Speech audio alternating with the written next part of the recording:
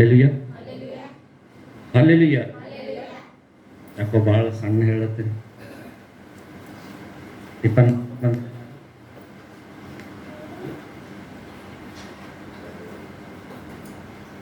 Hallelujah. ದೇವರ ನಾಮಕ್ಕೆ ಮಹಿಮೆ ಉಂಟಾಗಲಿ. ಸೊ ಭಾಳ ಸುಂದರವಾದಂಥ ಆರಾಧನೆ ಎಲ್ಲರೂ ನೀವು ಮಾಡಿದ್ದೀರಿ. ಅರ್ಥಗರ್ಭಿತವಾದಂಥ ಆರಾಧನೆ, ಮನ ಕಲಕುವಂಥ ಆರಾಧನೆ, ದೇವರ ಹೃದಯವನ್ನು ಉಲ್ಲಾಸಗೊಳಿಸುವಂಥ ಆರಾಧನೆ. ಹಲ್ಲೆಲೂಯ. ಸೊ ಎಷ್ಟೋ ಜನರು ನಮ್ಮ ಮಧ್ಯದಲ್ಲಿ ಬೇರೆ ಬೆಂಕಿಯನ್ನು ಇಟ್ಟುಕೊಳ್ಳದೆ ದೇವರು ನೇಮಿಸಿರುವಂಥ ಬೆಂಕಿಯನ್ನೇ ಇಟ್ಕೊಂಡು ನಮ್ಮ ಮಧ್ಯದಲ್ಲಿ ಆರಾಧಿಸುವಂಥ ಗುಂಪು ನಮ್ಮ ಮಧ್ಯದಲ್ಲಿ ನೋಡಿ ಅವರು ಹೃದಯದಿಂದ ಕಣ್ಣೀರಿನಿಂದ ಕೃತಜ್ಞತೆ ಸಲ್ಲಿಸುವಾಗ ನಾನು ಕೂಡ ಎಷ್ಟೋ ಆನಂದ ಪಡ್ತಾ ಇದ್ದೆ. ಹಲ್ಲೆಲೂಯ.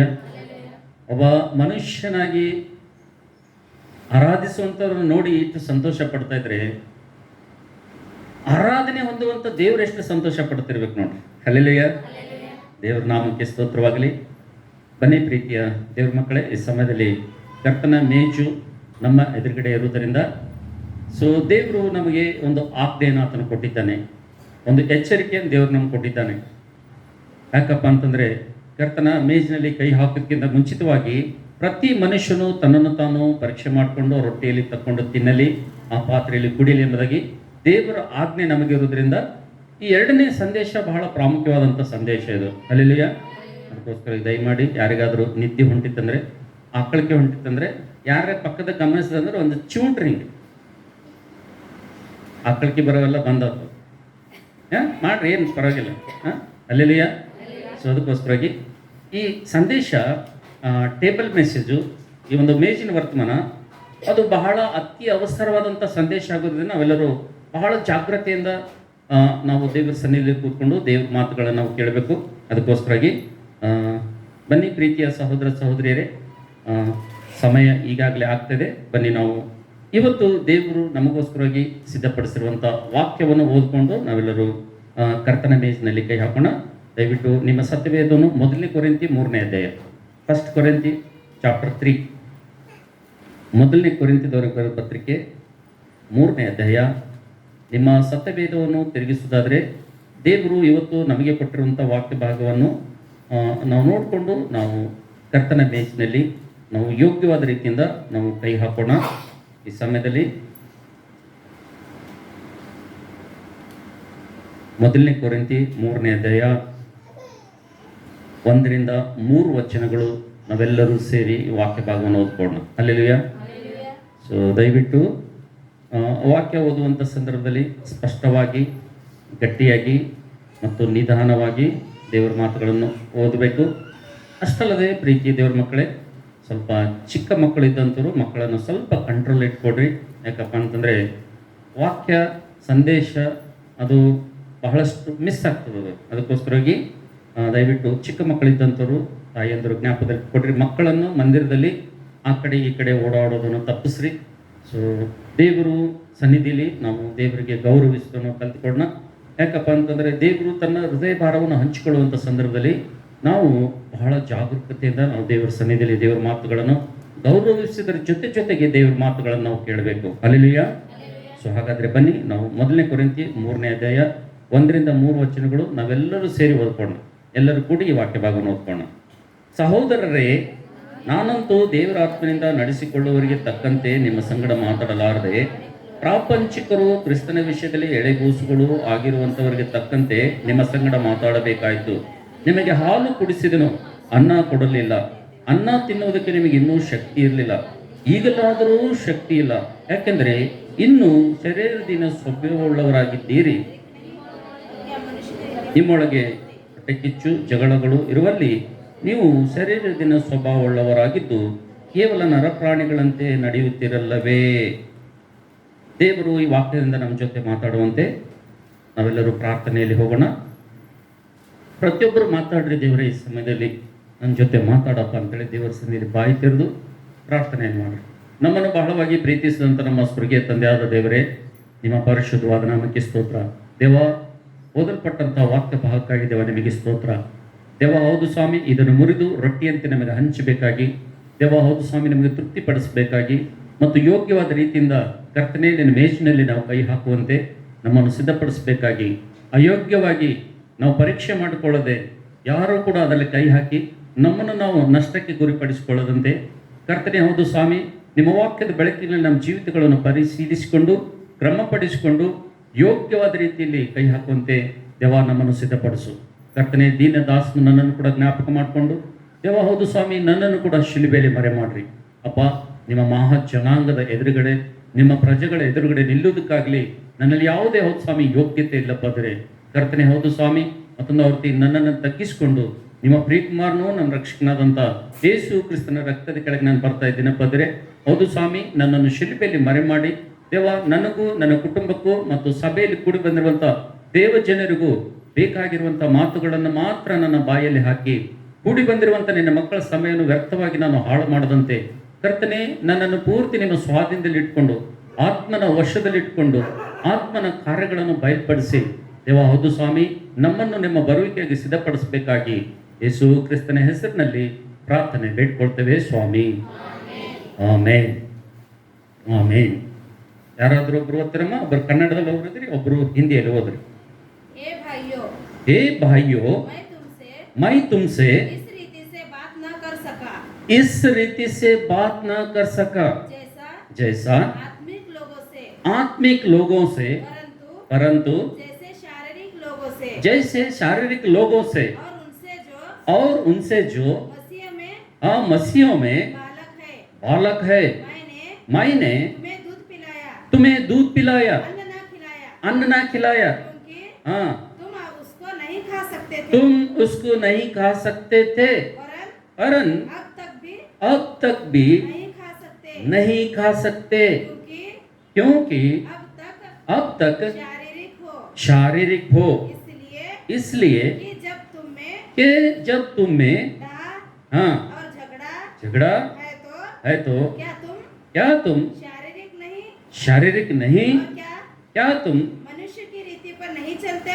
मनुष्य की रीति पे नहीं चलते, क्योंकि जब एक कहता है मैं पौलुस का हूँ और दूसरा मैं अपोलोस का हूँ, तो क्या तुम मनुष्य के नहीं? क्या तुम मनुष्य के नहीं? ಕನ್ನಡದಲ್ಲಿ, ಸಹೋದರರೇ, ನಾನಂತೂ ದೇವರ ಆತ್ಮನಿಂದ ನಡೆಸಿಕೊಳ್ಳುವವರಿಗೆ ತಕ್ಕಂತೆ ನಿಮ್ಮ ಸಂಗಡ ಮಾತಾಡದೆ ಪ್ರಾಪಂಚಿಕರು ಮತ್ತು ಕ್ರಿಸ್ತನ ವಿಷಯದಲ್ಲಿ ಎಳೆಗೂಸುಗಳು ಆಗಿರುವಂತವರಿಗೆ ತಕ್ಕಂತೆ ನಿಮ್ಮ ಸಂಗಡ ಮಾತಾಡಬೇಕಾಯಿತು. ನಿಮಗೆ ನಾನು ಹಾಲು ಕುಡಿಸಿದೆನು, ಅನ್ನ ಕೊಡಲಿಲ್ಲ. ಅನ್ನ ತಿನ್ನುವುದಕ್ಕೆ ನಿಮಗೆ ಇನ್ನೂ ಶಕ್ತಿ ಇರಲಿಲ್ಲ, ಈಗಲಾದರೂ ಶಕ್ತಿ ಇಲ್ಲ. ಯಾಕೆಂದರೆ ನೀವು ಇನ್ನೂ ಕೂಡ ಶರೀರಾಧೀನ ಸ್ವಭಾವವುಳ್ಳವರಾಗಿದ್ದೀರಿ. ನಿಮ್ಮೊಳಗೆ ಹೊಟ್ಟೆ ಕಿಚ್ಚು ಮತ್ತು ಜಗಳಗಳು ಇರುವಲ್ಲಿ ನೀವು ಶರೀರ ಅಧೀನ ಸ್ವಭಾವ ಉಳ್ಳವರಾಗಿ ಕೇವಲ ನರ ಪ್ರಾಣಿಗಳಂತೆ ನೀವು ನಡೀತೀರಿ. ಹಲ್ಲೆಲೂಯಾ. ಸೊ ದೇವ್ರ ವಾಕ್ಯದಿಂದ ನಮ್ಮ ಜೊತೆ ಮಾತಾಡಲಿ. ನಿಮ್ಮ ಬೈಬಲ್ ನಿಮ್ಮ ಉಡಿಯಲ್ಲಿ ಇಟ್ಕೊಂಡು ಎಲ್ಲರೂ ನನ್ನ ಕಡೆ ನೋಡ್ಬೇಕೆಂಬುದಾಗಿ ನಿಮ್ಮಲ್ಲಿ ನಾನು ಕೇಳ್ಕೊಳ್ತೇನೆ. ದಯವಿಟ್ಟು ಬೈಬಲ್ ಯಾರು ಕಾಲಿನ ಮುಂದೆ ಇಟ್ಕೊಳ್ಬೇಡ್ರಿ. ಯಾರು ದಯವಿಟ್ಟು ನಿಮ್ಮ ಬೈಬಲ್ ನಿಮ್ಮ ಉಡಿಯಲ್ಲಿ ಇಟ್ಕೊಡ್ರಿ. ಹಲ್ಲೆಲೂಯಾ.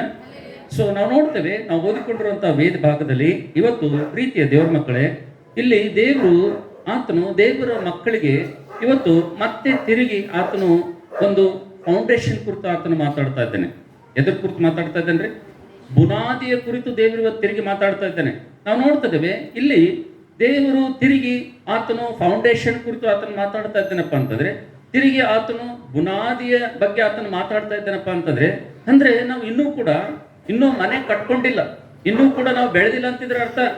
ಯಾಕಂದ್ರೆ ದೇವರ ವಾಕ್ಯ ನೋಡ್ತೀವಿ, ದೀಕ್ಷಾಸ್ಥಾನ, ರಕ್ಷಣೆ, ಪಶ್ಚಾತ್ತಾಪ, ಹಸ್ತಾರ್ಪಣೆ ಇವೆಲ್ಲ ಪದೇ ಪದೇ ಇವೇ ಹೇಳದೆ ಕ್ರಿಸ್ತನ ವಿಷಯದಲ್ಲಿ ಅತ್ಯಧಿಕವಾಗಿ ಅಭಿವೃದ್ಧಿಯಾಗಿ ಬೆಳೆದಂತ ಆತ್ಮಿಕವಂತ ವಿಷಯಗಳನ್ನು ಸಭೆಗೆ ಬೋಧನೆ ಮಾಡು ಎಂಬುದಾಗಿ ದೇವರ ವಾಕ್ಯ ನೋಡುವಂಥ ಸಂದರ್ಭದಲ್ಲಿ ಇನ್ನೂ ಕೂಡ ನಾವು ಈ ಫೌಂಡೇಶನ್ ಅಂತಕ್ಕಂಥದ್ದು, ಈ ಬುನಾದಿ ಅಂತಕ್ಕಂಥದ್ದು ಇನ್ನೂ ಕೂಡ ಮತ್ತೊಂದ್ಸಲ ಹಾಕ್ಬೇಕಪ್ಪ ಅಂತಂದ್ರೆ ಬಹಳ ಕಷ್ಟಕರವಾದಂಥ ಸಂಗತಿ ಇದು. ಹಲ್ಲೆಲೂಯಾ. ಅದಕ್ಕೋಸ್ಕರವಾಗಿ ದೇವರು ಮತ್ತೊಂದು ಆವೃತ್ತಿ ಮತ್ತೆ ಆತನು ಬುನಾದಿಯ ಬಗ್ಗೆ ಮಾತಾಡ್ತಾ ಇದ್ದೇನಪ್ಪ ಅಂತಂದ್ರೆ, ಒಂದು ಬೇಸ್ಮೆಂಟ್ ಬಗ್ಗೆ ಮಾತಾಡ್ತಾ ಇದ್ದೇನಪ್ಪ ಅಂತಂದ್ರೆ, ಇಲ್ಲಿ ನಾವು ಅನೇಕರು ಇವತ್ತು ನಾವು ತಪ್ಪಾದಂಥ ಸ್ಥಳದಲ್ಲಿ ತಪ್ಪಾದ ರೀತಿಯಿಂದ ನಮ್ಮ ಕುಟುಂಬವನ್ನು ಕಟ್ಕೊಳ್ತಾ ಇದ್ದೇವೆ, ನಮ್ಮ ಮನೆಯನ್ನು ಕಟ್ಕೊಳ್ತಾ ಇದ್ದೇವೆ. ಹಲ್ಲೆಲೂಯಾ. ಅದಕ್ಕೆ ಉದ್ದೇಶಪೂರ್ವಕವಾಗಿ ದೇವರು ತಿರುಗಿ ಯಾಕೆ ಆತನು ಬುನಾದಿಯ ಬಗ್ಗೆ ಮಾತಾಡ್ತಾ ಇದ್ದೇನಪ್ಪ ಅಂತಂದ್ರೆ, ಒಬ್ಬ ರಕ್ಷಣೆ ಹೊಂದಿದಂಥ ವಿಶ್ವಾಸಿ, ಒಬ್ಬ ದೇವ್ರ ಮಗನು ಯಾವತ್ತು ರಕ್ಷಣೆ ಹೊಂದನೋ, ದೀಕ್ಷಾಸನ ತೆಗೆದುಕೊಳ್ತಾನೋ, ಅವಾಗೆ ಕೆಲವೊಂದು ವಿಷಯಗಳು ಆತನಿಂದ ಮಟ್ಟಮಯ ಆಗ್ಬೇಕಂತ ಹೇಳಿರಿ. ಹಲ್ಲೆಲೂಯಾ. ಏನು ವಿಷಯಪ್ಪ ಅಂದ್ರೆ, ನಾವು ನೋಡ್ತೀವಿ ಇವತ್ತು ಇಲ್ಲಿ ಬಹಳ ದೇವರು ತನ್ನ ಹೃದಯ ಭಾರದಿಂದ ಇವತ್ತು ಕೊರಿಂಥಿ ಸಭೆಯವರಿಗೆ ಪೌಲನು ಯಾವ ರೀತಿಗೆ ಈ ಒಂದು ಮಾತು ಹೇಳ್ತಾ ಇದ್ದಾನಪ್ಪ ಅಂತಂದ್ರೆ, ಅನೇಕ ಸಲ ಪೌಲನು ಈ ಕೊರಿಂಥದವರಿಗೆ ಆಧ್ಯಾತ್ಮಿಕ ವಿಷಯದಲ್ಲಿ ಹೇಳಿದ್ರು ಕೂಡ ಆತನು ಆ ಆಧ್ಯಾತ್ಮಿಕ ವಿಷಯಗಳು ಆ ಆತ್ಮೀಯ ರೀತಿಯಲ್ಲಿ ಅವರಿಗೆ ಹೇಳದೇ ಇದ್ರು ಕೂಡ ನಾವು ನೋಡ್ತೀವಿ ಅಲ್ಲಿ ಆತನು ಹೇಗೆ ಹೇಳ್ತಾ ಇದ್ದಾನಪ್ಪ ಅಂತಂದ್ರೆ, ನಾನು ನಿಮಗೆ ಹೆಂಗ್ ಮಾತಾಡಿನಪ್ಪ ಅಂತಂದ್ರೆ, ನಿಮಗೆ ಹೆಂಗೆ ದೇವ್ರ ವಾಕ್ಯ ಹೇಳಿನಪ್ಪ ಅಂತಂದ್ರೆ, ಆತ್ಮಿಕವಾದಂಥ ಮನುಷ್ಯರು ಯಾವ ರೀತಿಗೆ ಇರ್ತಾರೋ, ಆತ್ಮದಲ್ಲಿ ಅಭಿವೃದ್ಧಿ ಹೊಂದೋರು ಯಾವ ರೀತಿಗೆ ಇರ್ತಾರೋ, ಆತ್ಮನ ವಿಷಯಗಳು ಗ್ರಹಿಸ್ಕೊಳ್ಳೋರು ಯಾವ ರೀತಿಗೆ ಇರ್ತಾರೋ ಅಂಥವ್ರ ಜೊತೆ ಮಾತಾಡುವಂಥ ರೀತಿಯಿಂದ ನಿಮ್ಮ ಜೊತೆ ನಾನು ಮಾತಾಡಿಲ್ಲ. ನಾನು ಹೆಂಗ್ ಮಾತಾಡಿದ್ದೀನಪ್ಪ ಅಂತಂದ್ರೆ, ನಾನು ಹೆಂಗ್ ನಿಮ್ಮ ಜೊತೆ ಮಾತಾಡಿನಪ್ಪ ಅಂತಂದ್ರೆ, ಕ್ರಿಸ್ತನ ವಿಷಯದಲ್ಲಿ ಇನ್ನೂ ಕೂಡ ನೀವು ಏನಾಗಿದ್ದೆ ಅಂದ್ರೆ ಎಳೆ ಗೂಸುಗಳಾಗಿದ್ದೀರಿ. ಅದಕ್ಕೆ ನಾನು ಏನ್ ಮಾಡಿದ್ದೇನೆ ಅಂದ್ರೆ, ನಿಮ್ಗ ಆತ್ಮನಲ್ಲಿ ಇರುವಂತ ಆತ್ಮೀಯವಾದಂತ ವಿಷಯಗಳ ಜೊತೆ ಅವ್ರ ಜೊತೆ ಮಾತಾಡುವಂತೆ ನಿಮ್ ಜೊತೆ ಮಾತಾಡ್ಲಿಲ್ಲ. ನಾನು ಹೆಂಗ್ ಮಾತಾಡಿನಪ್ಪ ಅಂತಂದ್ರೆ, ನಿಮ್ ಜೊತೆ ಇನ್ನೂ ಕೂಡ ನಿಮ್ಮ ಎಳೆ ಗೂಸುಗಳು ಯಾವ ರೀತಿಗೆ ಇರ್ತಾರೋ ಅಂಥವ್ರಿಗೆ ಮಾತಾಡುವಂತ ರೀತಿಯಲ್ಲಿ ನಾನು ಮಾತಾಡಿನಂತ ಹೇಳ್ತಾ ಇದ್ದೇನೆ ಕೊರಿಂಥ್ಯ ಸಭೆಗೆ. ನಿಮ್ಮ ಮನಸ್ಸಿನ ಒಂದು ಪ್ರಶ್ನೆ ಬರ್ಬೋದು, ಏನಣ್ಣ ಅದು ಕೊರಿಂಥ್ಯ ಸಭೆಯವರ ಸಮಸ್ಯೆ, ಅದು ನಮ್ಮ ಸಮಸ್ಯೆ ಏನು? ನಾವು ಆತ್ಮೀಯವಾಗಿ ಬೆಳೆದಿದ್ದೀವಿ, ನಾವು ಸ್ಪಿರಿಚುವಲ್ ಆಗಿ ಡೆವಲಪ್ ಆಗಿದ್ದೀವಿ, ಆತ್ಮೀಯ ವಿಷಯಗಳನ್ನ ನಾವು ತಿಳ್ಕೊಂಡಿದ್ದೀವಿ, ಮತ್ತು ಎಲ್ಲ ವಿಷಯದಲ್ಲಿ ನಮಗೆ ದೇವರ ಜ್ಞಾನ ಇದೆ, ನಾವು ಪರ್ಫೆಕ್ಟ್ ಎಂಬುದಾಗಿ ನಿಮ್ಮ ಮನಸ್ಸಿನ ಒಂದು ಪ್ರಶ್ನೆ ಬರ್ತಾ ಇರ್ಬೋದು. ಆದರೆ ಪ್ರೀತಿಯ ದೇವರ ಮಗನೇ, ಪ್ರೀತಿಯ ದೇವರ ಮಗಳೇ, ಇಲ್ಲಿ ಮೊದಲನೇ ಕೊರಿಂಥಿ 3ನೇ ಅಧ್ಯಾಯದಲ್ಲಿ ಇಲ್ಲಿ ಪೌಲನು ಇಲ್ಲಿ ಆ ಸಭೆಗೆ ಹೇಳ್ತಾ ಇದ್ದೇನೆ, ನಿಮಗೆ ಹಾಲು ಕುಡಿಸಿದೆನು, ನಿಮಗೆ ನಾನು ಅನ್ನ ಕೊಡ್ಲಿಲ್ಲ ಎಂಬುದಾಗಿ ಆತನ ಹೇಳ್ತಾ ಇದ್ದೇನೆ. ಯಾಕೆ ನಿಮಗೆ ಹಾಲು ಕುಡಿಸ್ದಪ್ಪ ಅಂತಂದ್ರೆ, ಅವಾಗ ಇನ್ನೂ ಕೂಡ ನಿಮಗೆ ಅನ್ನ ತಿನ್ನುವಂತ, ಗಟ್ಟಿಯಾದಂತ ಆಹಾರ ತಿನ್ನುವಂತ ತಾಕತ್ತಾಗಲಿ ಶಕ್ತಿ ಆಗಲಿ ಅದನ್ನು ಜೀರ್ಣಿಸಿಕೊಳ್ಳುವಂತ ಶಕ್ತಿಯಲ್ಲಿ ನಿಮ್ಮಲ್ಲಿ ಇರಲಿಲ್ಲ. ಅದಕ್ಕೋಸ್ಕರವಾಗಿ ಅವಾಗ ನಾ ಏನು ಕೊಟ್ಟೆ ನಿಮ್ಗೆ, ಎಳೆಗೂಸುಗಳಿಗೆ ಯಾವ ರೀತಿಗೆ ಪೋಷಣೆ ಮಾಡ್ತಾರೋ, ಯಾವ ರೀತಿಗೆ ಹಾಲು ಕೊಡ್ತಾರೋ ಅದೇ ರೀತಿಗೆ ನಾನು ಕೂಡ ಏನ್ ಮಾಡೇನೆ ಅಂದ್ರೆ, ದೇವರ ವಾಕ್ಯ ಅಂತಕ್ಕಂಥ ಹಾಲು ನಾನು ಏನ್ ಮಾಡಿದೆ ನಿಮಗೆ ಕೊಟ್ಟಿದ್ದೀನಿ. ಯಾಕಂದ್ರೆ ಅವಾಗ ನಿಮ್ಗೆ ಇನ್ನೂ ಶಕ್ತಿ ಇರಲಿಲ್ಲ, ನೀವು ಕೂಸುಗಳಾಗಿದ್ದೀರಿ ಇನ್ನೂ ಕೂಡ, ಅವಾಗ ನಾನು ಹಾಲು ಕೊಟ್ಟಿದ್ದೀನಿ. ಅದಕ್ಕೆ ಈಗ ನೋಡಿದ್ರ ನೀವೇನಾದ್ರೂ ಗಟ್ಟಿಯಾದಂತ ಆಹಾರ ತಿಂತೀರೇನೋ ಅಂತೇಳಿ ನಾನು ನೋಡುವಂತ ಸಂದರ್ಭದಲ್ಲಿ ಈಗ ಇನ್ನೂ ಕೂಡ ನೀವೇನಾಗಿದ್ದೀರಿ, ಹಾಲು ಕುಡಿಯುವಂಥವರೇ ಆಗಿದ್ದೀರಿ. ಈಗಲೂ ಕೂಡ ನಾನು ಕೊಡುವಂತ ಗಟ್ಟಿಯಾದಂತ ಆಹಾರ ತಿನ್ನುವುದಕ್ಕಾಗಿ ಇನ್ನೂ ಕೂಡ ನಿಮ್ಮಲ್ಲಿ ಏನ್ ಬಂದಿಲ್ಲ ಅಂತ ಶಕ್ತಿ ಇಲ್ಲ ಅಂತ ಅಲ್ಲಿ ಪೌಲನು ಆ ಸಭೆ ಕುರಿತು ಆತನ ಆತ್ಮವೇದನೆಯಿಂದ ಅಲ್ಲಿ ಹೇಳ್ತಾ ಇದ್ದೇನೆ. ಹಲ್ಲೆಲೂಯಾ.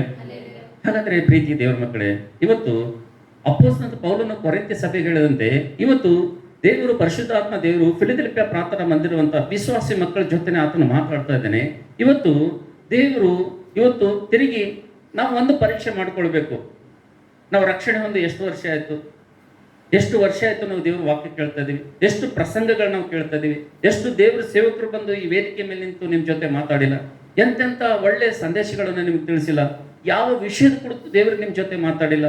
ಒಂದ್ ವೇಳೆ ನೀವು ನಿಮ್ಮ ಒಂದು ಪುಸ್ತಕವನ್ನು ತೆರೆದು ನೋಡಿದ್ರೆ ಎಲ್ಲ ವಿಷಯಗಳ ಕುರಿತು ದೇವರು ನಿಮ್ಮ ಜೊತೆ ಹಂತ ಹಂತವಾಗಿ ಆತನು ಮಾತಾಡ್ತಾ ಬಂದಿದ್ದಾನೆ. ಹಲ್ಲೆಲೂಯಾ. ಆದರೂ ಕೂಡ ಇನ್ನೂ ಕೂಡ ದೇವರ ವಾಕ್ಯ ಎಂಬ ಹಾಲು ಕುಡಿದ್ರು ಕೂಡ ನಾವು ಇನ್ನೂ ಹಾಲು ಕುಡಿದು ಬೆಳೆದಿಲ್ಲಪ್ಪ ಅಂತಂದ್ರೆ, ನಾವು ಅಭಿವೃದ್ಧಿ ಆಗಿಲ್ಲಪ್ಪ ಅಂತಂದ್ರೆ, ಇನ್ನೂ ಕೂಡ ಗಟ್ಟಿಯಾದಂತ ಆಹಾರ ತಿನ್ನುವಂತ ಸ್ಟೇಜಿಗೆ ನಾವಿನ್ನ ಬೆಳೆದಿಲ್ಲ ಅಂದ್ರೆ ನಾವು ಇನ್ನೂ ಏನಾಗಿದ್ದೇವೆ ಅಂತ ಇನ್ನೂ ಕೂಡ ಕೂಸುಗಳಾಗಿದ್ದೀವಿ ಎಂಬುದಾಗಿ ನಾವು ನೋಡ್ತಿದ್ದೇವೆ. ಆದ್ರೆ ಇವತ್ತು ಕರ್ತನ ಮೇಜಿನಲ್ಲಿ ಕೈ ಹಾಕುವ ಮುಂಚಿತವಾಗಿ ಇವತ್ತು ನಾವು ಎಷ್ಟು ಜನ ಇಲ್ಲಿ ಕೂಸುಗಳಾಗಿದ್ದೀವಿ, ಎಷ್ಟು ಜನ ಇನ್ನ ಹಾಲು ಕುಡಿಯವರೇ ಆಗಿದ್ದೀವಿ, ಎಷ್ಟು ಜನ ನಾವು ಇನ್ನೂ ಕೂಡ ಹಾಲು ಕುಡಿಯೋರಾಗಿವಿ, ಎಷ್ಟು ಜನ ನಾವು ಗಟ್ಟಿಯಾದಂತ ಆಹಾರ ತಿನ್ನುವಂತವ್ರಾಗಿದ್ದೀವಿ. ಒಂದ್ಸಲ ನಮ್ಮನ್ನು ನಾವು ಏನ್ ಮಾಡ್ಬೇಕ್ರಿ, ಪರೀಕ್ಷೆ ಮಾಡ್ಕೋಬೇಕು. ಏನು ರಕ್ಷಣೆ ಹೊಂದಿ 1 ವರ್ಷ ಆದ್ರೂ 2 ವರ್ಷ ಆದ್ರೂ 3 ವರ್ಷ ಆದ್ರೂ 4 ವರ್ಷ ಆದ್ರೂ 5 ವರ್ಷ ಆದ್ರೂ 10 ವರ್ಷ ಆದ್ರೂ ಇನ್ನೂ ಕೂಡ ಹಾಲೇ ಕುಡಿತಾ ಇದೀನ ಅಥವಾ ಗಟ್ಟಿಯಾದ ಆಹಾರ ತಿಂತಾ ಇದ್ದೀನಿ ಅಂತೇಳಿ ಏನ್ ಮಾಡ್ಕೋಬೇಕು, ನಮ್ಮನ್ನು ನಾವು ಏನ್ ಮಾಡ್ಬೇಕ್ರಿ, ಪರೀಕ್ಷೆ ಮಾಡ್ಕೊಳ್ಬೇಕಂತೇಳಿ. ಹಲ್ಲೆಲೂಯಾ. ಆದ್ರೆ ದೇವ್ರ ಮನಸ್ಸೇನಪ್ಪ ಅಂತಂದ್ರೆ, ಒಬ್ಬ ತಾಯಿ ಮನಸ್ಸೇನಪ್ಪ ಅಂತಂದ್ರೆ, ಮಗು ಹುಟ್ಟಿದ ಮೇಲೆ ಅದು ಬೆಳಿಬೇಕ್ರಿ. ಮಗು ಹುಟ್ಟಿದ ಮೇಲೆ ಏನಾಗ್ಬೇಕ್ರಿ, ಅದು ಬೆಳಿಬೇಕು. ಬೆಳೀತಾ ಬೆಳೀತಾ ಅದು ಎಷ್ಟು ದಿನ ಹಾಲು ಕುಡಿಬೇಕು ಅಷ್ಟೇ ದಿನ ಹಾಲು ಕುಡಿಬೇಕು. ಅದು ಏನ್ರಿ, ಒಂದು ಮಗು ಎಷ್ಟು ದಿನ ಎಷ್ಟು ವರ್ಷಗಳು ಹಾಲು ಕುಡಿಬೇಕು ಅಷ್ಟು ವರ್ಷ ಹಾಲು ಕುಡಿದ್ರೆ ಚೆನ್ನಾಗಿರ್ತದೆ. ಅದು ವಯಸ್ಸಿಗೆ ಮೀರಿ ಒಂದು ವೇಳೆ ಹಾಲು ಕುಡಿಲಿಕ್ಕೆ ಅಂತಂದ್ರೆ ತಾಯಿಗೂ ಕಷ್ಟ, ತಂದೆಗೂ ಕಷ್ಟ, ಮನೆಗಿದ್ದವ್ರಿಗೆ ಎಲ್ಲರಿಗೂ ಕಷ್ಟ. ಹೌದಲ್ಲ? ಒಂದೊಂದು ಮಕ್ಕಳು 2 ವರ್ಷಕ್ಕೆ ಬಿಡ್ತಾವ, 3 ವರ್ಷಕ್ಕೆ ಬಿಡ್ತಾವ. ಒಂದೊಂದು ಮಕ್ಕಳು ಹಾಲು ಕುಡಿಯೋದು ಗಟ್ಟಿಯಾದ ಆಹಾರ ತಿನ್ನಲಿಕ್ಕೆ ಸ್ಟಾರ್ಟ್ ಮಾಡ್ತಾವೆ. ಕೆಲವೊಂದು ಮಕ್ಕಳು ಏನು ಮಾಡ್ತಾವೆ ಅಂದರೆ ಹಾಲು ಕುಡ್ದು ರಾಟಿ ಬಿದ್ದು ಗಟ್ಟಿಯಾದ ಆಹಾರ ಕೊಟ್ಟಾಗ ಲೂಸ್ ಮೋಷನ್ ಶುರು ಆಗ್ತದೆ ಕೆಲವರು. ಹೌದಲ್ಲ? ಏನು ಸ್ಟಾರ್ಟ್ ಆಗ್ತದೆ? ಅದು ಪಟ್ಟಿಗೆ ಹತ್ತಲ್ಲ. ಅದು ಇವತ್ತು ಇಲ್ಲಿ ಕೂತಂತ ಅನೇಕ ವಿಶ್ವಾಸಿಗಳ ಸ್ಥಿತಿ ಹಾಗೆ ಇದೆ. ಇನ್ನು ಹಾಲು ಕುಡಿಯೋರೇ ಬಹಳಷ್ಟು ಜನ ಇದ್ದೀವಿ ನಮ್ಮ ಮಧ್ಯೆ.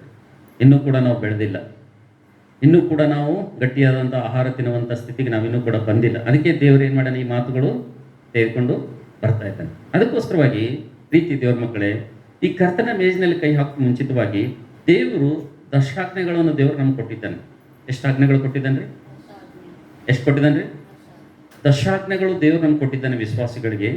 ಈ ದಶಾಜ್ಞೆಗಳಲ್ಲಿ ಮೊಟ್ಟ ಮೊದಲನೇ ಆಜ್ಞೆ ಯಾವುದಪ್ಪ ಅಂತಂದರೆ, ನಾವು ನೋಡ್ತಿದ್ದೀವಿ ವಿಮೋಚನೆ ಕಾಂಡ 20ನೇ ಅಧ್ಯಾಯ 1ನೇ ವಚನದಿಂದ 11ನೇ ವಚನ ತನಕ ಅಲ್ಲಿ ನಾವು ನೋಡ್ತಿದ್ದೇವೆ, ನಿನ್ನ ದೇವರಾದಂಥ ಯೆಹೋವನನ್ನು, ನಿನ್ನ ದೇವರನ್ನು ಯಾವ ರೀತಿಗೆ ನೀನು ಗೌರವಿಸಬೇಕು, ನಿನ್ನ ದೇವರನ್ನು ಯಾವ ರೀತಿಗೆ ನೀನು ಆರಾಧಿಸಬೇಕು, ನಿನ್ನ ದೇವರನ್ನು ಯಾವ ರೀತಿಗೆ ನೀನು ಘನಪಡಿಸಬೇಕಂತೇಳಿ ನಾವು ನೋಡ್ತೇವೆ. ನಿನ್ನ ದೇವರನ್ನು ಯಾವ ರೀತಿಗೆ ನೀನು ಸನ್ಮಾನಿಸಬೇಕೆಂಬುದಾಗಿ ನಾವು ನೋಡ್ತೇವೆ. ವಿಮೋಚನೆ ಕಾಂಡ 20ನೇ ಅಧ್ಯಾಯ 1ನೇ ವಚನದಲ್ಲಿ ಈ ವಾಕ್ಯ ಭಾಗವನ್ನು ನೋಡ್ತಿದ್ದೇವೆ. Hallelujah, hallelujah. ಆದರೆ ನಾವು ನೋಡ್ತಿದ್ದೇವೆ ಇಲ್ಲಿ ದೇವರು ಇವತ್ತು ಮತ್ತೆ ಆತನು ತಿರುಗಿ ನಮಗೆ ಎಲ್ಲಿಗೆ ತರ್ತಾ ಇದ್ದಾನಪ್ಪ ಅಂತಂದ್ರೆ, ತಿರುಗಿ ಅಲ್ಲಿಗೆ ತರ್ಲತ್ತ ನಮಗೆ, ಮತ್ತೆ ರಿಪೀಟ್ ಮಾಡ್ಲತ್ತ ನಮಗೆ. ಏನು ರಿಪೀಟ್ ಮಾಡ್ತಾನಪ್ಪ ಅಂತಂದ್ರೆ, ನಾವು ನೋಡ್ತೇವೆ ದೇವರು ಕೊಟ್ಟಂತ 10 ಆಜ್ಞೆಗಳಲ್ಲಿ, ದಶಾಜ್ಞೆಗಳಲ್ಲಿ ತಿರುಗಿ ಇವತ್ತು 3 ಆಜ್ಞೆಗಳನ್ನು ಕುರಿತು, 3 ವಿಷಯಗಳ ಕುರಿತು ಇವತ್ತು ದೇವರು ನಮ್ಮ ಜೊತೆ ತಿರುಗಿ ಆತನ ಮಾತಾಡ್ತಾ ಇದ್ದಾನೆ ಅಂತ ಹೇಳಿ. ಹಲ್ಲೆಲೂಯಾ. ನೆನಪಿಟ್ಕೊಡ್ರಿ, ತಿರುಗಿ ದೇವರು ಹೇಳ್ತಾ ಇದ್ದಾನಪ್ಪ ಅಂತಂದ್ರೆ, ತಿರುಗಿ ಮತ್ತೆ ದೇವರು ತಿರುಗಿ ಹೊಳ್ಳಿ ಬಂದು ಮತ್ತೆ ಹೇಳಿದ್ದನ್ನೇ ಹೇಳ್ತಾ ಇದ್ದಾನಪ್ಪ ಅಂತಂದ್ರೆ, ನೆನಪಿಟ್ಕೊಡ್ರಿ, ಇಲ್ಲಿ ಯಾರೋ ಇನ್ನೂ ಕೂಡ ಫೌಂಡೇಶನ್ ಸರಿಯಾಗಿ ಹಾಕೊಂಡಿಲ್ಲ, ಇನ್ನೂ ಕೂಡ ಸರಿಯಾಗಿ ಬುನಾದಿ ಹಾಕೊಂಡಿಲ್ಲ, ಇನ್ನೂ ಕೂಡ ಅವ್ರ ಕಟ್ಟಡ ಸರಿಯಾಗಿ ಅಭಿವೃದ್ಧಿ ಆಗ್ತಿಲ್ಲ ಅಂತ ಹೇಳಿದ್ರ ಅರ್ಥ. ಇನ್ನೂ ಕೂಡ ಅವರು ಕ್ರಿಸ್ತನ ವಿಷಯದಲ್ಲಿ ಎಳುಗೂಸುಗಳೇ ಆಗಿದ್ದಾರೆ ಹೊರತಾಗಿ, ಇನ್ನೂ ಮೊಲೆ ಕುಡಿಯುವಂತ, ಹಾಲು ಕುಡಿಯುವಂತ ಮಕ್ಕಳಂತೆ ಅವ್ರ ಸ್ಥಿತಿ ಹೊರತಾಗಿ ಇನ್ನೂ ಕೂಡ ಗಟ್ಟಿಯಾದಂತಹ ಆಹಾರ ತಿನ್ನುವಂತೆ ಅವರು ಪ್ರಾಯಸ್ಥರಾಗಿ ಬೆಳೆದಿಲ್ಲ ಅಂತಿದ್ರ ಅರ್ಥ. ಹಲ್ಲೆಲೂಯಾ. ಹಾಗಾದ್ರೆ ಪ್ರೀತಿ ದೇವ್ರ ಮಕ್ಕಳೇ, ವಾಕ್ಯ ಮುಗಿದ ಮೇಲೆ, ಸಂದೇಶ ಮುಗಿದ ಮೇಲೆ ನಿಮಗೆ ಗೊತ್ತಾಗ್ತದ ನಾನು ಇನ್ನ ಹಾಲು ಕುಡಿತಾ ಇದ್ದೇನೆ ಅಥವಾ ಗಟ್ಟಿಯಾದ ಆಹಾರ ತಿಂತಿದ್ದೇನೆ ಅಂತೇಳಿ ಲಾಸ್ಟಿಗೆ ಗೊತ್ತಾಗ್ತದೆ ನಿಮಗೆ. ಹಲ್ಲೆಲೂಯಾ.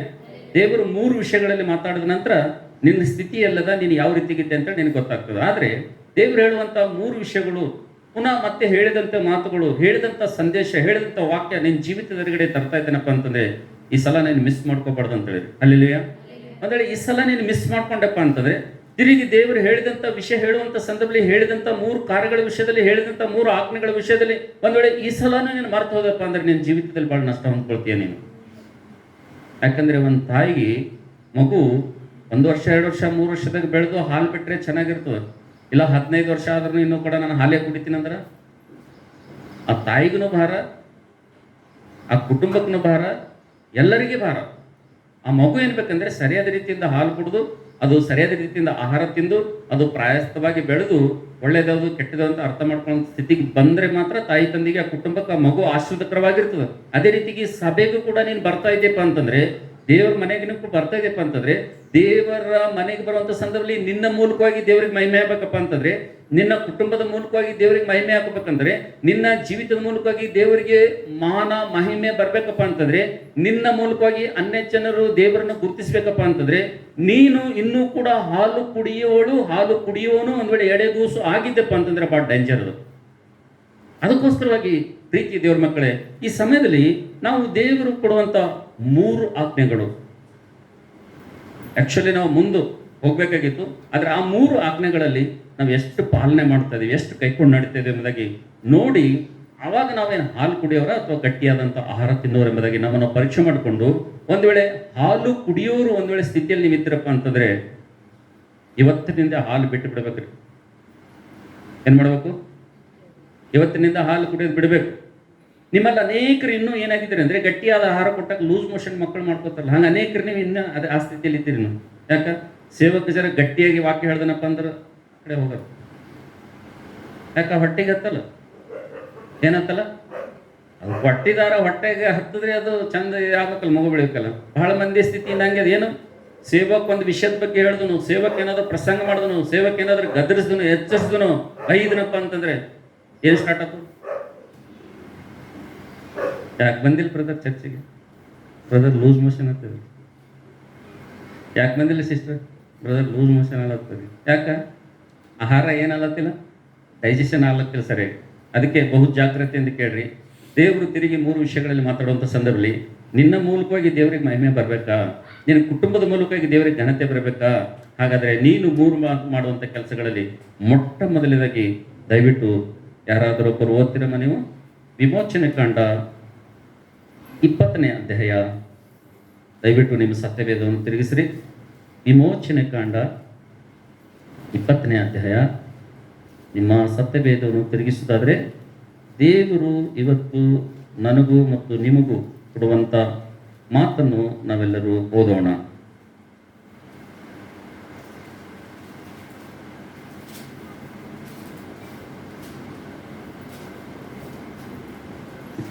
ಮೊದಲನೇ ವಚನ, 2ನೇ ವಚನ ಓದೋಣ. ದೇವರು ಮುಂದಣ ಆಜ್ಞೆಗಳನ್ನೆಲ್ಲ ಕೊಟ್ಟನು. ನೀನು ದಾಸತ್ವದಲ್ಲಿದ್ದ ಐಗುಪ್ತ ದೇಶದೊಳಗಿಂದ ನಿನ್ನನ್ನು ಬಿಡುಗಡೆ ಮಾಡಿದಂತ ಯೆಹೋವನೆಂಬ ನಾನೇ ನಿನ್ನ ದೇವರು. ನಾನಲ್ಲದೆ ನಿನಗೆ ಬೇರೆ ದೇವರುಗಳು ಇರಬಾರದು. ಯಾವ ಮೂರ್ತಿಯನ್ನು ಮಾಡಿಕೊಳ್ಳಬಾರದು. ಆಕಾಶದಲ್ಲಾಗಲಿ ಭೂಮಿಯಲ್ಲಾಗಲಿ ಭೂಮಿಯ ಕೆಳಗಣ ನೀರಿನಲ್ಲಾಗಲಿ ಯಾವುದರ ರೂಪವನ್ನು ಮಾಡಿಕೊಳ್ಳಬಾರದು. ಅವುಗಳಿಗೆ ಅಡ್ಡ ಬೀಳಲು ಬಾರದು, ಪೂಜೆ ಮಾಡಲು ಬಾರದು. ನಿನ್ನ ದೇವರಾದಂತ ಯೆಹೋವನ ನಾನು ನಿನಗೆ, ನಿನ್ನ ದೇವರಾದಂತ ಯೆಹೋವನೆಂಬ ನಾನು ನಿನಗೆ, ನಾನು ನನಗೆ ಸಲ್ಲತಕ್ಕ ಗೌರವವನ್ನು ಮತ್ತೊಬ್ಬನಿಗೆ ಸಲ್ಲಗೊಡಿಸವನಾದ್ದರಿಂದ ಸಾಕಮ್ಮ. ನನಗೆ ಸಲ್ಲತಕ್ಕಂಥ ಗೌರವವನ್ನು, ನನಗೆ ಸಲ್ಲತಕ್ಕಂಥ ಮಹಿಮೆಯನ್ನು ನಾನು ಮತ್ತೊಬ್ಬರಿಗೆ ಸಲ್ಲಗೊಳಿಸೋದಾಗಿರೋದ್ರಿಂದ ನೀವೇನು ಮಾಡ್ಬೇಕಪ್ಪ ಅಂತಂದರೆ ಈ ವಿಷಯದಲ್ಲಿ ಬಹಳಷ್ಟು ಏನಾಗಿರಬೇಕು, ಜಾಗರೂಕರಾಗಿರಬೇಕು, ಎಚ್ಚರೊಳಗಿರಬೇಕು ಎಂಬುದಾಗಿ ದೇವರಲ್ಲಿ ಹೇಳ್ತಾ ಇದ್ದೀನಿ. ನಮಗೆ ಮೋಟಾ ಭಾಷೆದಾಗ ತಿಳಿಯೋದು ಹೇಳ್ಬೇಕಂದ್ರೆ ಈ ಮಾತಿನ ಅರ್ಥ ಏನಪ್ಪ ಅಂತಂದರೆ, ಮೊದಲು ಫಸ್ಟ್ ನಿನ್ನ ಜೀವಿತದಲ್ಲಿ ನಿನ್ನ ದೇವರಾದಂಥ ಯೆಹೋವನನ್ನು ನಿನ್ನ ಸನ್ಮಾನಿಸು ಎಂಬುದಾಗಿ ದೇವರಲ್ಲಿ ಹೇಳ್ತಾ ಇದ್ದಾನೆ. ಅಲ್ಲೆಲ್ಲೂಯಾ. ಏನು ಮಾಡಂತ ಇದ್ದಾನೆ ದೇವರ? ಮೊದಲನೇ ಆಜ್ಞೆ ಏನ್ರಿ? ಮೊದಲನೇ ಆಜ್ಞೆ ದೇವರು ನಮ್ಗೆ ಕೊಡುವಂಥದ್ದು, ನಿನ್ನ ದೇವರಾದಂಥ ಯೆಹೋವನನ್ನು ನೀನೇನು ಮಾಡು, ಸನ್ಮಾನಿಸು ಎಂಬುದಾಗಿ ಇಲ್ಲಿ ದೇವರು ಹೇಳ್ತಾ ಇದ್ದಾನೆ. ಸನ್ಮಾನಿಸು ಅಂದ್ರೆ ಹೋಗಿಸಿಂದ ಹೂವೇನಾರು ಹಾಕದ್ರಿ? ಸನ್ಮಾನ ಮಾಡೋದಂದ್ರೆ ಏನು? ಯಾವುದಾರ ಫೋಟೋಕ್ಕೆ ಯಾರಿಗಾರೆ ಹೋಗಿ ಹೂವಿನಾರ ಹಾಕೋದು ಸನ್ಮಾನ? ಈಗ ಲೋಕದಾಗ ಹಂಗೆ ಸನ್ಮಾನ ದೇವರ ಆ ಭಾಷೆದಾಗ ಮಾತಾಡತಾನ? ಇಲ್ಲ ರೀತಿಯ ದೇವರ ಮಕ್ಕಳೇ, ಇಲ್ಲಿ ನಿನ್ನ ದೇವರಾದಂಥ ಯೆಹೋವನನ್ನು ಸನ್ಮಾನಿಸು, ನಿನ್ನ ದೇವರಾದಂಥ ಯೆಹೋವನನ್ನು ಗೌರವಿಸು ಎಂಬುದಾಗಿ ದೇವರು ಮೊಟ್ಟ ಮೊದಲಾಗಿ ಆಜ್ಞೆ ನಮಗೆ ಕೊಟ್ಟಿರುವಂಥ ಸಂದರ್ಭದಲ್ಲಿ ನಿನ್ನ ದೇವರನ್ನು ಸನ್ಮಾನಿಸು, ದೇವರನ್ನು ಗೌರವಿಸು ಎಂಬುದಾಗಿ ಹೇಳಿದಂಥ ಮಾತಿನ ಅರ್ಥನಪ್ಪ ಅಂತಂದ್ರೆ ನಿನ್ನ ದೇವರ ಮಾತನ್ನು ಕೇಳು ಅಂತ ಹೇಳಿದ್ರ ಅರ್ಥ. ನೀನು ದೇವರ ಮಾತನ್ನು ಕೇಳಿದಪ್ಪ ಅಂತಂದ್ರೆ ನೀನು ದೇವರನ್ನು ಸನ್ಮಾನ ಮಾಡಿದಂತೆ. ನೀನು ಒಂದ್ ವೇಳೆ ದೇವ್ರ ಮಾತು ನೀನು ಕೇಳಲಿಲ್ಲಪ್ಪ ಅಂತಂದ್ರೆ ನೀನು ದೇವರಿಗೆ ಏನು ಮಾಡತ್ತಿಲ್ಲ, ಗೌರವಿಸ್ತಾ ಇಲ್ಲ, ನೀನು ದೇವರಿಗೆ ಸನ್ಮಾನ ಮಾಡ್ತಾ ಇಲ್ಲ. ನೀನು ಮತ್ತೆ ಯಾವುದನ್ನೋ ನಿನ್ನ ಮನಸ್ಸಿನಲ್ಲಿ ದೇವರಾಗಿ ಇಟ್ಕೊಂಡು ಅದಕ್ಕೆ ಪೂಜೆ ಮಾಡುತ್ತೀವಿ ನೀನು. ಆದರೆ ದೇವರು ಹೇಳ್ತಿದ್ದೇನೆ, ನಾನಲ್ಲದೆ ನಿನಗೆ ಬೇರೆ ದೇವರುಗಳಿರಬಾರ್ದು. ಭೂಮಿಯಲ್ಲಾಗಲಿ ಆಕಾಶದಲ್ಲಾಗಲಿ ಸಮುದ್ರದಲ್ಲಾಗಲಿ ಯಾವುದೇ ರೂಪವನ್ನು ಯಾವುದೇ ಆಕಾರವನ್ನು ನೀನು ಮಾಡ್ಕೊಳ್ಬಾರ್ದು. ನನಗೆ ಸಲ್ಲತಕ್ಕಂಥ ಗೌರವವನ್ನು ಮತ್ತೊಬ್ಬನಿಗೆ ಸಲ್ಲಗೊಳಿಸನಾದಂಥ ದೇವರನ್ನಾಗಿರೋದ್ರಿಂದ ನೀನೇನು ಮಾಡ್ಬೇಕಂದ್ರೆ ಮೊಟ್ಟ ಮೊದಲಿಗೆ ನನ್ನನ್ನು ನೀನು ಸನ್ಮಾನಿಸಬೇಕು ಅಂತೇಳಿ ಹೇಳಿದಂಥ ಮಾತಿನ ಅರ್ಥ ಏನಪ್ಪ ಅಂತಂದರೆ, ನೀನು ಮೊದಲು ಏನು ಮಾಡ್ಬೇಕಂತಂದ್ರೆ ಯಾವಾಗ ನನ್ನ ಮಾತು ಕೇಳ್ತೀಯೋ ಅವಾಗ ನನಗೇನು ಬರ್ತದ, ಸನ್ಮಾನ ಬರ್ತದೆ ಎಂಬುದಾಗಿ ದೇವರು ಹೇಳ್ತಾ ಇದ್ದಾನೆ. ಹಲ್ಲೆಲೂಯಾ. ಹಾಗಾದ್ರೆ ಪ್ರೀತಿ ದೇವರ ಮಗನೇ, ಪ್ರೀತಿ ದೇವರ ಮಗಳೇ, ದೇವರು ಕೊಟ್ಟಂತ ಈ ಮೊಟ್ಟ ಮೊದಲನೇ ದಶಾಜ್ಞೆಗಳಲ್ಲಿ ಮೊದಲನೇ ಆಜ್ಞೆ, ನಿನ್ನ ದೇವರ ಅಂತ ಯೆಹೋವನನ್ನು ನೀನು ಸನ್ಮಾನಿಸು ಎಂಬುದಾಗಿ ಹೇಳುವಂಥ ಸಂದರ್ಭದಲ್ಲಿ, ನೀನು ದೇವರ ಅಂತ ಸನ್ಮಾನ ಯಾವಾಗ ಅಂತನಪ್ಪ ಅಂತಂದ್ರೆ, ನೀನು ದೇವ್ರ ಮಾತುಗಳನ್ನು ಯಾವಾಗ ಕೇಳ್ತೀವೋ ಅವಾಗ ನಿನ್ನ ದೇವರಿಗೆ ಸನ್ಮಾನ ಅಂತಕ್ಕಂಥದ್ದು ಬರ್ತದೆ ಅಂತ ಹೇಳಿ. ಹಾಗಾದ್ರೆ ಒಂದು ಪ್ರಶ್ನೆ, ನೀನು ದೇವ್ರ ಮಾತನ್ನು ಕೇಳ್ತಾ ಇದೀಯಾ? ನೀನು ದೇವ್ರ ಮಾತನ್ನು ಕೇಳ್ತಾ ಇದೀಯಾ? ನಾವೆಲ್ಲರೂ ಸೇರಿ ದೇವ್ರ ಮಾತುಗಳನ್ನು ಕೇಳ್ತಾ ಇದ್ದೀವಾ ಅಂತಕ್ಕಂಥದ್ದು ಒಂದು ಪ್ರಶ್ನೆ. ಒಂದು ವೇಳೆ ನಾವು ದೇವ್ರ ಮಾತುಗಳನ್ನು ಕೇಳ್ತಾ ಇದ್ದೀವಿ ಅಂತಂದ್ರೆ ನಾವು ದೇವರಿಗೆ ಸನ್ಮಾನ ಮಾಡ್ದಂಗೆ, ದೇವರಿಗೆ ಗೌರವಿಸ್ದಂಗೆ, ದೇವರಿಗೆ ಸ್ತೋತ್ರ. ನಿನ್ನ ಜೀವಿತದಲ್ಲಿ ನೀನು ದೇವ್ರ ಮಾತುಗಳನ್ನು ಕೇಳ್ತಾ ಇದ್ದೀಪ್ಪ ಅಂತಂದ್ರೆ, ನೀನು ದೇವ್ರ ಮಾತುಗಳನ್ನು ಶ್ರದ್ಧೆಯಿಂದ ಕೇಳ್ತಾ ಇದ್ದೀಪ್ಪ ಅಂತಂದ್ರೆ, ನಿನ್ನಿಂದ ದೇವರಿಗೆ ಮಹಿಮೆ ಬರ್ತದೆ, ನಿನ್ನಿಂದ ದೇವರಿಗೆ ಘನತೆ ಬರ್ತದೆ, ನಿನ್ನಿಂದ ದೇವರಿಗೆ ಕೀರ್ತಿ ಬರ್ತದೆ. ಅದರಿಂದ ನಿನ್ನ ಜೀವಿತಕ್ಕೆ, ನಿನ್ನ ಕುಟುಂಬಕ್ಕೆ ಆಶೀರ್ವಾದ ಬರ್ತದೆ. ಅದಕ್ಕೋಸ್ಕರವಾಗಿ ದೇವರು ಹೇಳುವಂತ ಮೊಟ್ಟ ಮೊದಲೇ ಮಾತೇನಪ್ಪ ಅಂತಂದ್ರೆ, ನಿನ್ನ ದೇವರಾದಂಥ ಯೆಹೋವನನ್ನು ಏನ್ ಮಾಡಿ ನೀನು ಸನ್ಮಾನಿಸು ಅಂತ ಹೇಳ್ತಾರೆ. ಅದಕ್ಕೋಸ್ಕರವಾಗಿ ನಾವು ಯಾರಿಗೆ ಸನ್ಮಾನ ಮಾಡ್ಬೇಕ್ರಿ? ಯಾರ ಮಾತು ಕೇಳ್ಬೇಕ್ರಿ? ನಾವು ದೇವ್ರ ಮಾತುಗಳನ್ನು ಕೇಳಬೇಕು. ಪ್ರೀತಿ ದೇವ್ರ ಮಕ್ಕಳೇ, ನಮ್ಮ ಜೀವಿತದಲ್ಲಿ ಇದು ಮೊಟ್ಟ ಮೊದಲು ನಾವು ಕಲ್ತ್ಕೊಳ್ಬೇಕಂತ. ಒಂದ್ ವೇಳೆ ಇನ್ನೂ ಕೂಡ ನೀವು ದೇವ್ರ ಮಾತುಗಳನ್ನು ಶ್ರದ್ಧೆಯಿಂದ ಕೇಳ್ತಾ ಇಲ್ಲ, ದೇವ್ರ ಮಾತುಗಳನ್ನು ಈ ಕಿವಿಯಿಂದ ಕೇಳಿ ಈ ಕಿವಿಯಿಂದ ಒಂದ್ ವೇಳೆ ಬಿಡ್ತಾ ಇದ್ದೀರಪ್ಪ ಅಂತಂದ್ರೆ, ದಯವಿಟ್ಟು ದೇವರು ತನ್ನ ಹೃದಯ ಭಾರದಿಂದ ನಿಮ್ಮ ಜೊತೆ ಮಾತಾಡ್ತಾ ಇದ್ದೇನೆ. ದೇವ್ರ ಮಾತನ್ನು ಯಾವಾಗ ನೀನು ಕೇಳ್ತೀಯೋ ಆವಾಗಲೇ ದೇವರಿಗೆ ಸನ್ಮಾನ ಮಾಡದಂತೆ. ನಾವು ನೋಡ್ತೇವೆ, ಮೊದಲನೇ ಸಮಯದ ಪುಸ್ತಕ 15ನೇ ಅಧ್ಯಾಯದಲ್ಲಿ ನೋಡ್ತೀವಿ, ಒಬ್ಬ ಮನುಷ್ಯನು ಕತ್ತೆಯಿಂದ ಹಿಂದೆ ಹೋಗುವಂತ ಒಬ್ಬ ಮನುಷ್ಯನಿಗೆ ದೇವರು ಕರೆದು ಆತನು ಸಮುವೇಲನ ಮೂಲಕವಾಗಿ ಆತನಿಗೆ ಅಭಿಷೇಕ ಮಾಡಿ ಇಸ್ರಾಯೇಲರ ಮೇಲೆ ಮೊದಲನೇ ರಾಜನಾಗಿ ಆತನನ್ನು ಮಾಡಿದ ಮೇಲೆ ಆತನಿಗೆ ದೇವರು ಹೇಳ್ತಾನೆ, ಹೋಗಪ್ಪ ನನ್ನ ಮಾತು ಕೇಳು, ಒಂದು ಮಾತು ಹೇಳ್ತೀನಿ, ಒಂದು ಮಾತು ಕೇಳು ಅಂತ ಹೇಳ್ತಾನೆ. ಅವಂತನ ಕೇಳ್ತೀನಿ ಸ್ವಾಮಿ, ಏನು ಹೇಳ್ರಿ ಅಂತನೋ. ಏನಂತನ ಅಪ್ಪ ಕೇಳ್ತೀನಿ ಸ್ವಾಮಿ ಹೇಳ್ರಿ ಅಂತಾನ. ಅವಾಗ ದೇವ್ರ ಅಂತಾನ, ಹೋಗು ನೀನೇನ್ ಮಾಡು, ಅಮಾಲೇಕರನ್ನು ಪೂರ್ತಿ ಏನ್ ಮಾಡು, ಸಂಹಾರ ಮಾಡು ಅಂತ ಹೇಳ್ತಾನೆ. ಇವ ಏನ್ ಮಾಡ್ತಾನ? ಎಲ್ಲರಿಗೆ ಸಂಹಾರ ಮಾಡು, ಎಲ್ಲ ನಾಶ ಮಾಡಂತಂದ್ರೆ ಇವ ಏನ್ ಮಾಡ್ತಾನ್ರಿ? ಕೆಲವೊಂದು ಉಳಿಸ್ತಾನ. ಅಂದ್ರೆ ಅಲ್ಲಿ ಸಮುವೇಲ್ ಬಂದು ಏನ್ ಹೇಳ್ತಾನ ಆತನಿಗೆ? ಸಮುವೇಲ್ ಬಂದು ಏನ್ ಹೇಳ್ತಾನ? ಏನ್ ಮಾಡ್ದಪ್ಪ ಅಂತಂದ್ರೆ, ನಾ ದೇವ್ರು ಹೇಳಿದ ಎಲ್ಲ ಮಾಡಿನಂತ ನಾವು. ರಾಜ ಬಂದು ಅವಾಗ ಸಮಯಲ್ ಅಂತಾನ, ಈ ಕಡೆ ಒಂದು ಆವಾಜ್ ಹೊಂಟದ, ಏನು ಹೊಂಟದಂದ್ರೆ, ಅವು ನಿನ್ನ ದೇವರಿಗೆ ಬಲಿ ಅರ್ಪಿಸಬೇಕಾಗಿ ಉಳಿಸ್ಕೊಂಡು ಬಂದಿನಂತ. ಅದ್ರ ದೇವ್ರ ಏನು ಹೇಳಿರ್ತಾನ ಆತನಿಗೆ? ನೀ ಅದ್ರಾಗಿನ ಜರ ಚಲೋ ಉಳಿಸ್ಕೊಂಡು ಬಾಪ, ಉಳಿಸ್ಕೊಂಡು ಇಟ್ಕೋಪ, ನಾನು ಬಲಿ ಕೊಡು ಅಂತ ಹೇಳಿರ್ತಾನ? ಏನು ಹೇಳಿಲ್ಲ, ಒಂದೇ ಹೇಳಿರ್ತಾನೆ ಮಾತೇನ, ಎಲ್ಲವನ್ನು ಸಂಹಾರ ಮಾಡು ಅಂತ ಹೇಳ್ತಾನೆ. ಪ್ರೀತಿ ದೇವ್ರ ಮಕ್ಕಳೇ, ನಿನ್ನ ಜೀವಿತದಲ್ಲಿ, ನಿನ್ನ ಹೃದಯದಲ್ಲಿ ಎಲ್ಲವನ್ನು, ನಿನ್ನಲ್ಲಿರುವಂತಕ್ಕಂಥದ್ದು ದೇವರಿಗೆ ಐಷ್ಟಕರವಾದ ಎಲ್ಲವನ್ನು ನೀನು ಸಂಹಾರ ಮಾಡಬೇಕು. ನಿನ್ನಲ್ಲಿರುವಂಥ ಸಿಟ್ಟು, ನಿನ್ನಲ್ಲಿರುವಂಥ ಹೊಟ್ಟೆ ಕಿಚ್ಚು, ನಿನ್ನಲ್ಲಿರುವಂಥ ಅಸೂಹೆ, ಇದು ಅಮಾಲೇಕ್ಯರಿಗೆ ಸಮಾನ. ಇದು ಅವಾಗ ಸೌಲನಿಗಾದರೂ ಅಮಾಲೇಕ್ಯರನ್ನು ಸಂಹರಿಸು, ನಾಶ ಮಾಡಂತ ಹೇಳಿದ ದೇವರು ಇವತ್ತು ನಿನಗೇನು ಹೇಳ್ತಾನಪ್ಪ ಅಂತಂದ್ರೆ, ನಿನ್ನಲ್ಲಿರುವಂಥ ಕೋಪ, ನಿನ್ನಲ್ಲಿರುವಂಥ ಸಿಟ್ಟು, ನಿನ್ನಲ್ಲಿರುವಂಥ ಹೊಟ್ಟೆ ಕಿಚ್ಚುದು ಅಮಾಲೇಕ್ಯ ಅಂತಕ್ಕಂಥ ಪಾಪ ನಿನ್ನ ಹೃದಯದಲ್ಲಿ ಇರಬಾರ್ದು. ಒಂದ್ ವೇಳೆ ನನ್ನ ಮಾತು ನೀನು ಕೇಳ್ತಾ ಇದ್ದಪ್ಪ ಅಂದ್ರೆ ನಿನ್ನಲ್ಲಿ ಏನಿರಬಾರ್ದು? ಸಿಟ್ಟಿರಬಾರ್ದು. ನೀನು ಭಾಳ ಸಾಧು ಮನುಷ್ಯ ಆಗಿರ್ಬೇಕು, ನೀನು ಆಕಳಂತ ತಗೋಬೇಕು ನೀನು. ಆಗೀವಿ ಅಟ್ಟು ಸಾದ ಆಗಿದ್ದೇವೆ ನಾವು. ನೋಡ್ರಿ, ಭಾಳ ಮಂದಿ ತಲೆ ಅಲ್ಲಾಡಲ್ಲಾಗ, ಎಲ್ಲೋ ಒಂದೆರಡು ತಲೆ ಹಿಂಗೆ ಆಲತ್ತವ, ಉಳಿದು ತಲೆಗಳೆಲ್ಲ ಹಿಂಗೆ ಕಲ್ಲಿ ಕುಂತಾವ.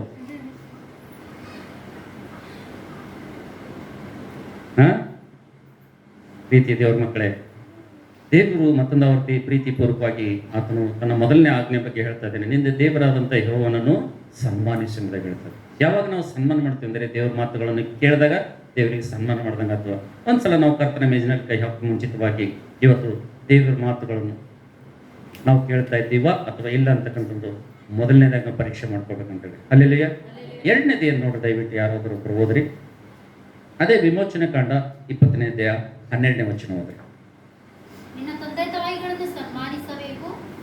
ನಿನ್ನ ತಂದೆ ತಾಯಿಗಳನ್ನು ಸನ್ಮಾನಿಸಬೇಕು, ಸನ್ಮಾನಿಸಿದರೆ ನಿನ್ನ ದೇವರಾದಂಥ ಯೆಹೋವನು ನಿನಗೆ ಅನುಗ್ರಹಿಸುವಂತ ದೇಶದಲ್ಲಿ. ಹಲ್ಲೆಲೂಯಾ. ಎಲ್ಲರೂ ನನ್ನ ಕಡೆಗೆ ನೋಡ್ರಿ. ಎರಡನೇ ಆಜ್ಞೆ ಏನ್ರಿ ದೇವ್ರು ಕೊಡುವಂಥದ್ದು ನಮಗೆ?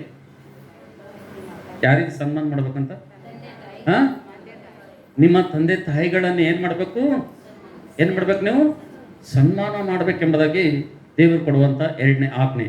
ಪ್ರೀತಿಯ ದೇವ್ರ ಮಗನೇ, ಪ್ರೀತಿಯ ದೇವ್ರ ಮಗಳೇ, ನಾವು ನೋಡ್ತಿದ್ದೇವೆ ಇಲ್ಲಿ ತಂದೆಯನ್ನು ತಾಯಿಯನ್ನು ಗೌರವಿಸುವಂಥದ್ದು, ತಂದೆಯನ್ನು ತಾಯಿಯನ್ನು ಸನ್ಮಾನಿಸುವಂಥದ್ದು, ತಂದೆ ತಾಯಿಗಳ ಮಾತುಗಳನ್ನು ಕೇಳುವಂಥದ್ದು, ಅದು ಎಷ್ಟು ಬೆಲೆ ಉಳಿದಪ್ಪ ಅಂತಂದ್ರೆ, ಇಲ್ಲಿ ದೇವರು ಹೇಳ್ತಾನ, ನಿನ್ನ ತಂದೆ ತಾಯಿಗಳನ್ನು ಒಂದು ವೇಳೆ ನೀನು ಸನ್ಮಾನಿಸಿದಪ್ಪ ಅಂತಂದ್ರೆ, ನಿನ್ನ ತಾಯಿಯನ್ನು ತಂದೆಯನ್ನು ನೀನು ಸನ್ಮಾನಿಸಿದ ನೀನು ಗೌರವಿಸಿದಪ್ಪ ಅಂದ್ರೆ ನಿನಗೆ ಬರುವಂತ ಮೇಲೇನಪ್ಪ ಅಂತಂದ್ರೆ, ಅಲ್ಲಿ ಕೆಳಗಡೆ ವಾಕ್ಯದಾಗ ಹೇಳ್ತಾನೆ, ಭೂಮಿಯ ಮೇಲೆ ಬಹುದಿನ ನೀನು ಬದುಕ್ತಂತ. ಏನ್ರಿ, ನೀನು ಒಂದ್ ವೇಳೆ ನಿನ್ನ ತಂದೆ ಮಾತನ್ನು ನಿನ್ನ ತಾಯಿ ಮಾತನ್ನು ನೀನು ಕೇಳಿದಪ್ಪ ಅಂತಂದ್ರೆ, ಭೂಮಿಯ ಮೇಲೆ ನಿನಗೆ ಬರುವಂತ ಮೊದಲನೇ ಆಶೀರ್ವಾದ ಏನು? ದೀರ್ಘಾಯುಷ್ಯ ನೀನು ಹೊಂತೀಯ, ಬಹು ದಿವಸ ನೀನು ಏನ್ ಮಾಡ್ತೀಯ, ಭೂಮಿ ಮೇಲೆ ನೀನು ಬದುಕ್ತೀಯ ಎಂಬುದಾಗಿ ದೇವರು ಇಲ್ಲಿ ಹೇಳ್ತಾ ಇದ್ದಾನೆ. ಹಲ್ಲೆಲೂಯಾ. ಹಾಗಾದ್ರೆ ಪ್ರೀತಿಯ ಸಹೋದರನೇ, ಪ್ರೀತಿಯ ಸಹೋದರಿ, ಇದೆಲ್ಲ ಬೇಸಿಕ್ ವರ್ಡ್, ಇದೆಲ್ಲ ಬುನಾದಿಯ ಮಾತುಗಳಿವೆಲ್ಲ. ಇದು ಒಬ್ಬ ಕ್ರೈಸ್ತಳು ತಿರುಗಿ ಮತ್ತೊಂದು ಆವೃತ್ತಿ ಕೇಳುವಂತ ಮಾತುಗಳಲ್ಲ ಇವು. ಇದೆಲ್ಲ ನೀನು ಯಾವಾಗಲೂ ಮಾಡಬೇಕಾಗಿತ್ತು, ಯಾವಾಗಲೂ ಈ ಆಜ್ಞೆ ಕೈಗೊಳ್ಬೇಕಾಗಿತ್ತು. ಆದ್ರೆ ಇವತ್ತು ತಿರುಗಿ ಮತ್ತೆ ಈ ಮಾತನ್ನು ನಿನ್ನ ಜೀವಿತದಲ್ಲಿ ಆತನ ತರ್ತಾ ಇದ್ದಾನಪ್ಪ ಅಂತಂದ್ರೆ, ದೇವರು ತನ್ನ ಹೃದಯವನ್ನು ನಿನ್ನ ಜೊತೆ ಹಂಚ್ಕೊಳ್ತಾ ಇದ್ದಾನೆ ಅಂತಂದ್ರೆ, ಎಲ್ಲೋ ನೀನು ನಿನ್ನ ತಾಯಿಯನ್ನು ನಿನ್ನ ತಂದೆಯನ್ನು ನೀನು ಗೌರವಿಸ್ತಲ್ಲ ಎಂಬುದಾಗಿ ಇದರ ಅರ್ಥ. ಹಲ್ಲೆಲೂಯಾ. ಅದಕ್ಕೋಸ್ಕರವಾಗಿ ಪ್ರೀತಿಯ ದೇವರ ಮಕ್ಕಳೇ, ದೇವ್ರ ಮಕ್ಕಳಾದಂತ ನಾವೆಲ್ಲರೂ ಕೂಡ ದೇವರ ಆಜ್ಞೆಯನ್ನು ತಪ್ಪದೆ ಪಾಲಿಸ್ಬೇಕು. ನಾವು ದೇವರ ಆಜ್ಞೆಗಳನ್ನು ತಪ್ಪದೆ ಕೈಗೊಳ್ಬೇಕು. ನಾವು ಇವತ್ತು ನಮ್ಮ ತಂದೆ ತಾಯಿಗಳನ್ನು ಯಾವಾಗ ನಾವು ಗೌರವಿಸ್ತೀವೋ, ನಮ್ಮ ತಂದೆ ತಾಯಿಗಳಿಗೆ ಯಾವಾಗ ನಾವು ಸನ್ಮಾನ ಮಾಡ್ತೀವೋ, ಯಾವಾಗ ತಂದೆ ಮಾತನ್ನು ತಾಯಿ ಮಾತನ್ನು ನಾವು ಕೇಳ್ತೀವೋ, ಅವಾಗ ನಮ್ಮ ಜೀವಿತದಲ್ಲಿ ದೊಡ್ಡ ಆಶೀರ್ವಾದ ಅಂತಕ್ಕಂಥದ್ದು ನಾವು ಬರ್ತದ್ರಿ. ಒಂದ್ ವೇಳೆ ದೇವ್ರ ಹೇಳಿದಂತ ಮಾತುಗಳು ನಾವು ಕೇಳಿಲ್ಲ ಅಂತ ಹೇಳಿರಿ, ನಾವು ತಾಯಿ ಮಾತನ್ನು ಕೇಳಿಲ್ಲ, ತಂದೆ ಮಾತುಗಳನ್ನು ಕೇಳಿಲ್ಲ, ತಂದೆ ತಾಯಿಗಳಿಗೆ ನಾವು ರೆಸ್ಪೆಕ್ಟ್ ಮಾಡಲಿಲ್ಲ, ತಂದೆ ತಾಯಿಗಳಿಗೆ ನಾವು ವಿಧೇಯರಾಗಲಿಲ್ಲ ಅಂದ್ರೆ ನಾವು ನೇರವಾಗಿ ನಾವು ಯಾರಿಗೆ ಮೀರಿದಂಗ್ರಿ? ನಾವು ದೇವರಿಗೆ. ಸಿಂಪಲ್ ಆಗಿ ಇವತ್ತು ನಮ್ಮ ತಂದೆ ಮಾತು ಕೇಳಿಲ್ಲ ಅಂದ್ರೆ ನಾ ಯಾರಿಗೆ ಅವಿಧೇಯ ಆದಂಗ್ರಿ? ದೇವ್ರಿಗೆ ಅವಿಧೇಯ ಆದಂಗೆ. ಇವತ್ತು ನನ್ನ ತಾಯಿ ಮಾತು ನಾನು ಕೇಳಿಲ್ಲಪ್ಪ ಅಂದ್ರೆ ನೇರವಾಗಿ ಯಾರಿಗೆ ಅವಿಧೇಯ ಆದಂಗೆ? ನಾನು ದೇವ್ರಿಗೆ ಅವಿಧೇಯ ಆದಂಗೆ. ಅದಕ್ಕೆ ದೇವ್ರು ಹೇಳ್ತಾ ಇದ್ದೇನೆ, ಇಲ್ಲಿ ನಿನ್ನ ತಂದೆ ತಾಯಿಗಳನ್ನು ಸನ್ಮಾನಿಸಬೇಕೆಂಬುದಾಗಿ ಹೇಳ್ತಾ ಇದ್ದೇನೆ. ಆದ್ರೆ ಇಲ್ಲಿ ಕೂಡಿ ಬಂದಿರುವಂತ ನಾವು ಇವತ್ತು ನಮ್ಮ ತಂದೆ ತಾಯಿಗಳು, ನನಗಂತೂ ನನ್ನ ತಂದೆ ತಾಯಿ ಇಬ್ರು ಈ ಲೋಕ ಬಿಟ್ಟು ಹೋಗ್ಯಾರ ಅಂತ ಹೇಳಿ, ಆದ್ರೆ ಇನ್ನೂ ನಿಮ್ಮ ಒಂದು ಕುಟುಂಬದಲ್ಲಿ ಯಾರು ತಂದೆ ತಾಯಿಗಳು ಇನ್ನೂ ಕೂಡ ಜೀವಂತ ಇದ್ದಾರೋ, ತಂದೆ ಆಗಲಿ ತಾಯಿ ಆಗಲಿ ಇನ್ನೂ ಕೂಡ ನಿಮ್ಮ ಕುಟುಂಬದಲ್ಲಿ ಒಂದ್ ವೇಳೆ ಯಾರಾದರೂ ಜೀವಿತರ ಸಂಖ್ಯೆಯಲ್ಲಿ ಇದ್ರಪ್ಪ ಅಂತಂದ್ರೆ, ಪ್ರೀತಿಯ ದೇವ್ರ ಮಗನೇ, ಪ್ರೀತಿಯ ದೇವ್ರ ಮಗಳೇ, ಅವಕಾಶ ಕಳ್ಕೊಬೇಡ. ನೀವು ಅವರನ್ನು ಸನ್ಮಾನಿಸುವಂಥದ್ದು, ಅವರನ್ನು ಗೌರವಿಸುವಂಥ ಅವಕಾಶ ನಿನ್ನ ಜೀವಿತದಲ್ಲಿ ಕಳ್ಕೊಬೇಡ. ಯಾಕಂದ್ರೆ ದೇವರು ನಾವು ನೋಡ್ತೀವಿ, ಇವತ್ತು ಎಲ್ಲ ಸಮಯದಲ್ಲಿ ಇವತ್ತು ನಿನ್ನ ಜೊತೆ ಇರಕ್ಕೆ ಆಗುದಿಲ್ಲ ಅಂತೇಳಿ ದೇವರು ತಾನೇ ಒಂದು ಯೋಜನೆಯನ್ನು ಆತನ ಸಿದ್ಧಪಡಿಸಿದ್ದಾನೆ. ಏನು ಯೋಜನೆ ಸಿದ್ಧಪಡಿಸಿದನಪ್ಪ ಅಂತಂದ್ರೆ, ತಾಯಿಯ ರೂಪದಲ್ಲಿ ದೇವರು ಇವತ್ತು ನಮ್ಮ ಜೊತೆ ಸದಾಕಾಲ ಇರುವಂತ ದೇವರಾಗಿದ್ದಾನೆ ಅಂತೇಳಿ. ಹಲ್ಲೆಲೂಯಾ. ಪ್ರೀತಿ ದೇವ್ರ ಮಕ್ಕಳೇ, ಇವತ್ತು ನೀನು ಭೂಲೋಕಕ್ಕೆ ಬರ್ಬೇಕಪ್ಪ ಅಂತಂದ್ರೆ ನಿನ್ನ ತಾಯಿಯ ಗರ್ಭವನ್ನು ಆತನ ಏರ್ಪಡಿಸ್ಕೊಂಡಿದ್ದಾನೆ. ಇವತ್ತು ನಿನ್ನ ಭೂಲೋಕದಲ್ಲಿ ನೀನು ಬೆಳಿಬೇಕಪ್ಪ ಅಂತಂದ್ರೆ ನಿನ್ನ ತಾಯಿ ತನ್ನ ದೇಹದಿಂದ ಬರುವಂತ ಒಂದು ಹಾಲನ್ನಿಂದ ಹಂಚಿಕೊಂಡು ಆಕೆ ಬೆಳೆಸಿದ್ದಾಳೆ ನಿನಗೆ. ಇವತ್ತು ತಾಯಿ ಕುರಿತು, ತಂದೆ ಕುರಿತು, ತಾಯಿ ಪ್ರೀತಿ, ತಂದೆ ಪ್ರೀತಿ ಕುರಿತು ಇವತ್ತು ನೀನು ಒಂದ್ಸಲ ಆಲೋಚನೆ ಮಾಡಿ ನೋಡು. ನೀನು ದೇವರು ಯಾವ ರೀತಿಗೆ ನಿನಗೆ ಆತನ ಸಹಾಯ ಮಾಡಿದನಪ್ಪ ಅಂತಂದ್ರೆ, ಒಂದು ವೇಳೆ ಆ ತಾಯಿ ನಿನಗೆ ಗರ್ಭ ಹೊರಲಿಲ್ಲಪ್ಪ ಅಂತಂದ್ರೆ, ಆ ವೇದನೆ ಪಡ್ಲಿಲ್ಲಪ್ಪ ಅಂತಂದ್ರೆ, ಅದು ಎಲ್ಲ ತಾಳ್ಕೊಳ್ಳಿಲ್ಲಪ್ಪ ಅಂದ್ರೆ ನೀನೆಲ್ಲಿರ್ತಿದ್ದೆ?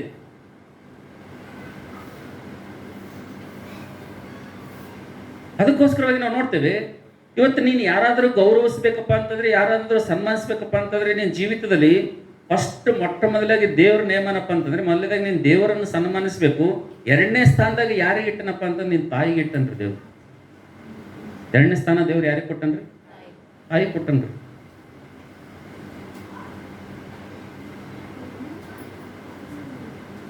ಅಂತ ಅಮೂಲ್ಯವಾದಂಥ ಶ್ರೇಷ್ಠವಾದಂಥ ಆ ಸ್ಥಾನ ತಾಯಿಗೆ ಕೊಟ್ಟಿರುವಂಥ ಸಂದರ್ಭದಲ್ಲಿ ಇವತ್ತು ನಾವು ಆ ತಾಯಿಯನ್ನು, ತಂದೆಯನ್ನು ಒಂದ್ ವೇಳೆ ಗೌರವಿಸಿದಪ್ಪ ಅಂತಂದ್ರೆ ನಮಗ್ ಬರುವಂತ ಆಶೀರ್ವಾದ ಅಷ್ಟಿಷ್ಟಲ್ಲ ಅಂತ ಹೇಳಿ.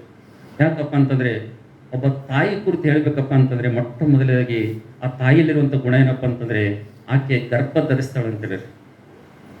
ಮೊಟ್ಟ ಮೊದಲಾಗಿ ನಿನ್ನನ್ನು ಹೆರಬೇಕಪ್ಪ ಅಂತಂದ್ರೆ ಮೊಟ್ಟ ಮೊದಲಾಗಿ ಏನ್ ಮಾಡ್ತಾಳೆ? ಆಕಿ ಗರ್ಭ ಧರಿಸ್ತಾಳೆ.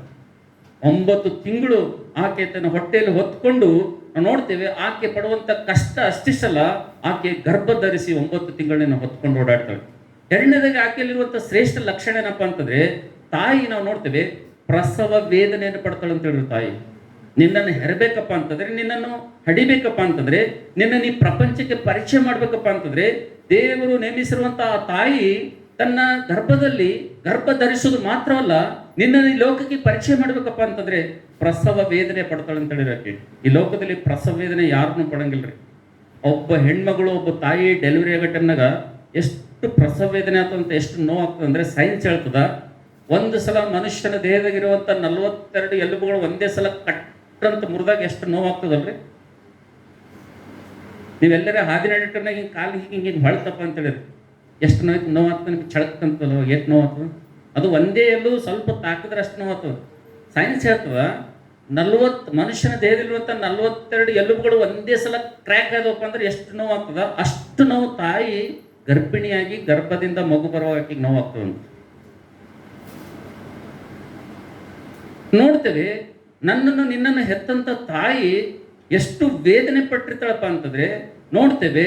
ಆ ಪ್ರಸವ ವೇದನೆ ಎಂಥದಿರಪ್ಪ ಅಂದರೆ, ನೀವು ಎಂದಾದರೂ ಹಾಸ್ಪಿಟಲ್ಗೆ ಹೋದಾಗ ಡೆಲಿವರಿ ಸೆಕ್ಷನ್ದಾಗ ಹೋಗಿ ನೀವು ಒಂದು ವೇಳೆ ಕಿವಿ ಕೊಟ್ಟರಪ್ಪ ಅಂದ್ರೆ ನಿಮ್ಗೆ ಗೊತ್ತಾಗ್ತದೆ ವೇದನೆ ಹೆಂಗಿರ್ತದೆ ಅಂತೇಳಿ, ಆ ಬಾಧೆ ಹೆಂಗಿರ್ತದೆ ಅಂತೇಳಿ ನಿಮ್ಗೆ ಗೊತ್ತಾಗ್ತದೆ. ನಿನ್ನನ್ನು ಹೆರಬೇಕಪ್ಪ ಅಂತಂದರೆ, ನಿನ್ನನ್ನು ಆಕೆ ಗರ್ಭ ಧರಿಸಿ ಆ ಪ್ರಸವ ವೇದನೆ ಪಡಬೇಕಪ್ಪ ಅಂತಂದರೆ ಎಷ್ಟು ನೋವು ಅನುಭವಿಸಿರ್ತಾಳಪ್ಪ ಅಂತಂದರೆ, ಎಷ್ಟು ಕಷ್ಟಪಟ್ಟಿರ್ತಾಳಪ್ಪ ಅಂತಂದರೆ, ಪ್ರೀತಿ ದೇವ್ರ ಮಗನೇ, ಪ್ರೀತಿ ದೇವ್ರ ಮಗಳೇ. ಅದಕ್ಕೆ ದೇವರು ಯಾರನ್ನಾದರೂ ಸನ್ಮಾನಿಸ್ಬೇಕಂದ್ರೆ ಮೊಟ್ಟ ಮೊದಲ ವಿಶ್ವಾಸಿ ತನ್ನ ಜೀವಿತದಲ್ಲಿ ದೇವರನ್ನು ಮೊದಲನೇದಾಗಿ ಸನ್ಮಾನಿಸ್ಬೇಕು. ಎರಡನೇದಾಗಿ ಯಾರಿಗೆ ಸನ್ಮಾನ ಮಾಡ್ಬೇಕ್ರಿ? ತಾಯಿಯನ್ನು ಸನ್ಮಾನ ಮಾಡಬೇಕು. ಯಾಕಂದ್ರೆ ಆಕೆ ಗರ್ಭ ಧರಿಸ್ತಾಳೆ, ಎರಡನೇದಾಗಿ ಪ್ರಸವ ವೇದನೆ ಪಡ್ತಾಳೆ, ಮತ್ತು ಮೂರನೇದಾಗಿ ತನ್ನ ದೇಹದಲ್ಲಿರುವಂತ ಬರುವಂತ ಹಾಲನ್ನು ಹಂಚಿಕೊಂಡು ನಿನಗೆ ಬೆಳೆಸ್ತಾಳೆ. ಮೂರನೇದಾಗಿ ನಿನಗೆ ಮಾತಾಡೋದನ್ನು ಕಲಿಸ್ತಾಳೆ, ನಿನಗೆ ನಡೆಯೋದನ್ನು ಕಲಿಸ್ತಾಳೆ. ಎಷ್ಟೋ ಉತ್ತಮವಂತ ಶ್ರೇಷ್ಠವಂತ ಕಾರ್ಯಗಳನ್ನು ಆ ತಾಯಿ ನಿನ್ನ ಜೀವಿತದಲ್ಲಿ ಆಕೆ ಮಾಡುವಂತವಳಾಗಿದ್ದಾಳೆ. ಅದಕ್ಕೋಸ್ಕರವಾಗಿ ದೇವರ ವಾಕ್ಯದಲ್ಲಿ ನೋಡುತ್ತಿದ್ದೇವೆ. ಎರಡನೇದಾಗಿ ನಾವು ಯಾರನ್ನು ಸನ್ಮಾನಿಸ್ಬೇಕೆಂಬುದನ್ನು ಸಂದರ್ಭದಲ್ಲಿ ನಿನ್ನ ತಂದೆ ತಾಯಿಗಳನ್ನು ಏನ್ ಮಾಡ್ಬೇಕಂತ್ರಿ? ಸನ್ಮಾನಿಸಬೇಕೆಂಬುದಾಗಿ ದೇವ್ರ ವಾಕ್ಯದಲ್ಲಿ ನಾವು ನೋಡ್ತಾ ಇದ್ದೇವೆ ಅಂತ ಹೇಳಿ. ಹಲ್ಲೆಲೂಯಾ. ಒಂದು ವೇಳೆ ದೇವರು ಹೇಳಿದಂಥ ಮಾತುಗಳು ನಾವು ಒಂದು ವೇಳೆ ಕೇಳಿಲ್ಲಪ್ಪ ಅಂತಂದ್ರೆ, ನಾವು ತಂದೆ ತಾಯಿಗಳನ್ನು ಸನ್ಮಾನಿಸಲಿಲ್ಲ, ತಂದೆ ತಾಯಿಗಳನ್ನು ಗೌರವಿಸಲಿಲ್ಲ, ಅವ್ರ ವ್ಯಾಲ್ಯೂ ಅಂತಕ್ಕಂಥದ್ದು ನಾವು ಗುರುತಿಡಿಲ್ಲಪ್ಪ ಅಂತಂದ್ರೆ ನಮ್ಮ ಸ್ಥಿತಿ ಏನಾಗ್ತದ್ರಿ? ಓದ್ರಿ ವಾಕ್ಯದಾಗ ನೋಡ್ರಿ, ಯಾರಾದ್ರೂ ಓದ್ರೊಬ್ರು. ಜ್ಞಾನೋಕ್ತಿ ಪುಸ್ತಕ 20ನೇ 20ನೇ ವಚನ ಓದ್ರಿ.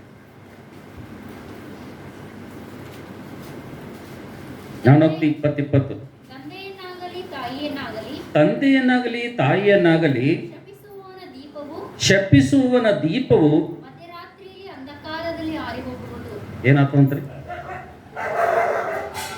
ಏನಾಯ್ತು ಅಂತ,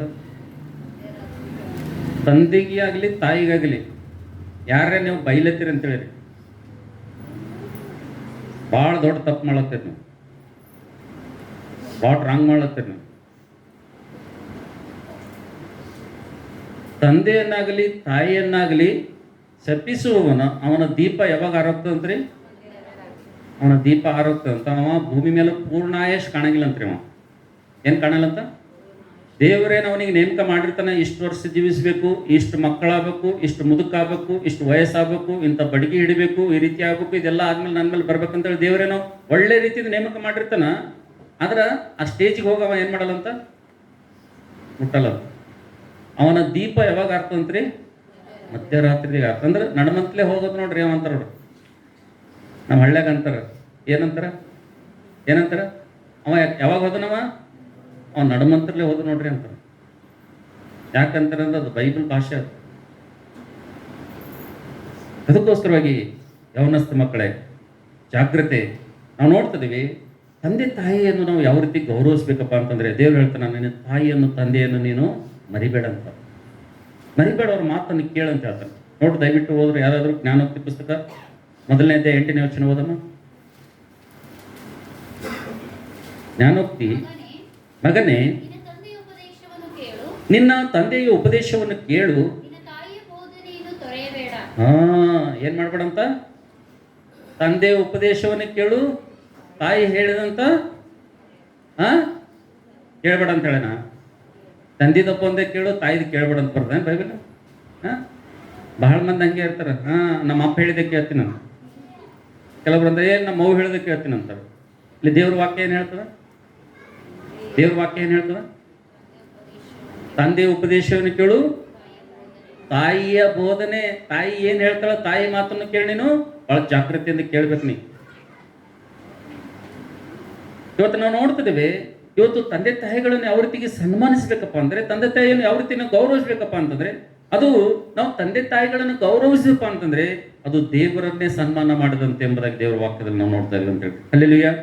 ಪ್ರೀತಿ ದೇವರ ಮಕ್ಕಳೇ, ಒಂದು ವೇಳೆ ನಾವು ತಂದೆಯನ್ನಾಗಲಿ ತಾಯಿಯನ್ನಾಗಲಿ ನಾವು ದೂಷಿಸುವುದಾಗ್ಲಿ, ತಂದೆಯನ್ನಾಗಲಿ ತಾಯಿಯಾಗಲಿ ಒಂದು ವೇಳೆ ನಾವು ಅವಮಾನ ಪಡಿಸಿದಪ್ಪ ಅಂತಂದ್ರೆ ನಮ್ಮ ಜೀವಿತದಲ್ಲಿ ಬಹಳಷ್ಟು ದೊಡ್ಡ ನಷ್ಟವನ್ನು ನಾವು ತಂದ್ಕೊಳ್ಬೇಕಾಗ್ತದೆ ಅಂತ ಹೇಳಿ. ಹಲ್ಲೆಲೂಯಾ. ಒಬ್ಬ ರಾಜ ಇದ್ದಾನಂತ, ಅವ ತನ್ನ ದೇಶದಾಗ ಡಂಗುರು ಹೊಡಿಸ್ತಾನಂತ. ಏನ್ ಡಂಗುರು ಹೊಡಿಸಿದ್ರಂತ, ಯಾರ್ಯಾರ ಮನ್ಯಾಗ ಮುದುಕರ್ರ, ವಯಸ್ಸಾದ ಮುದುಕಿಯರ್ರ,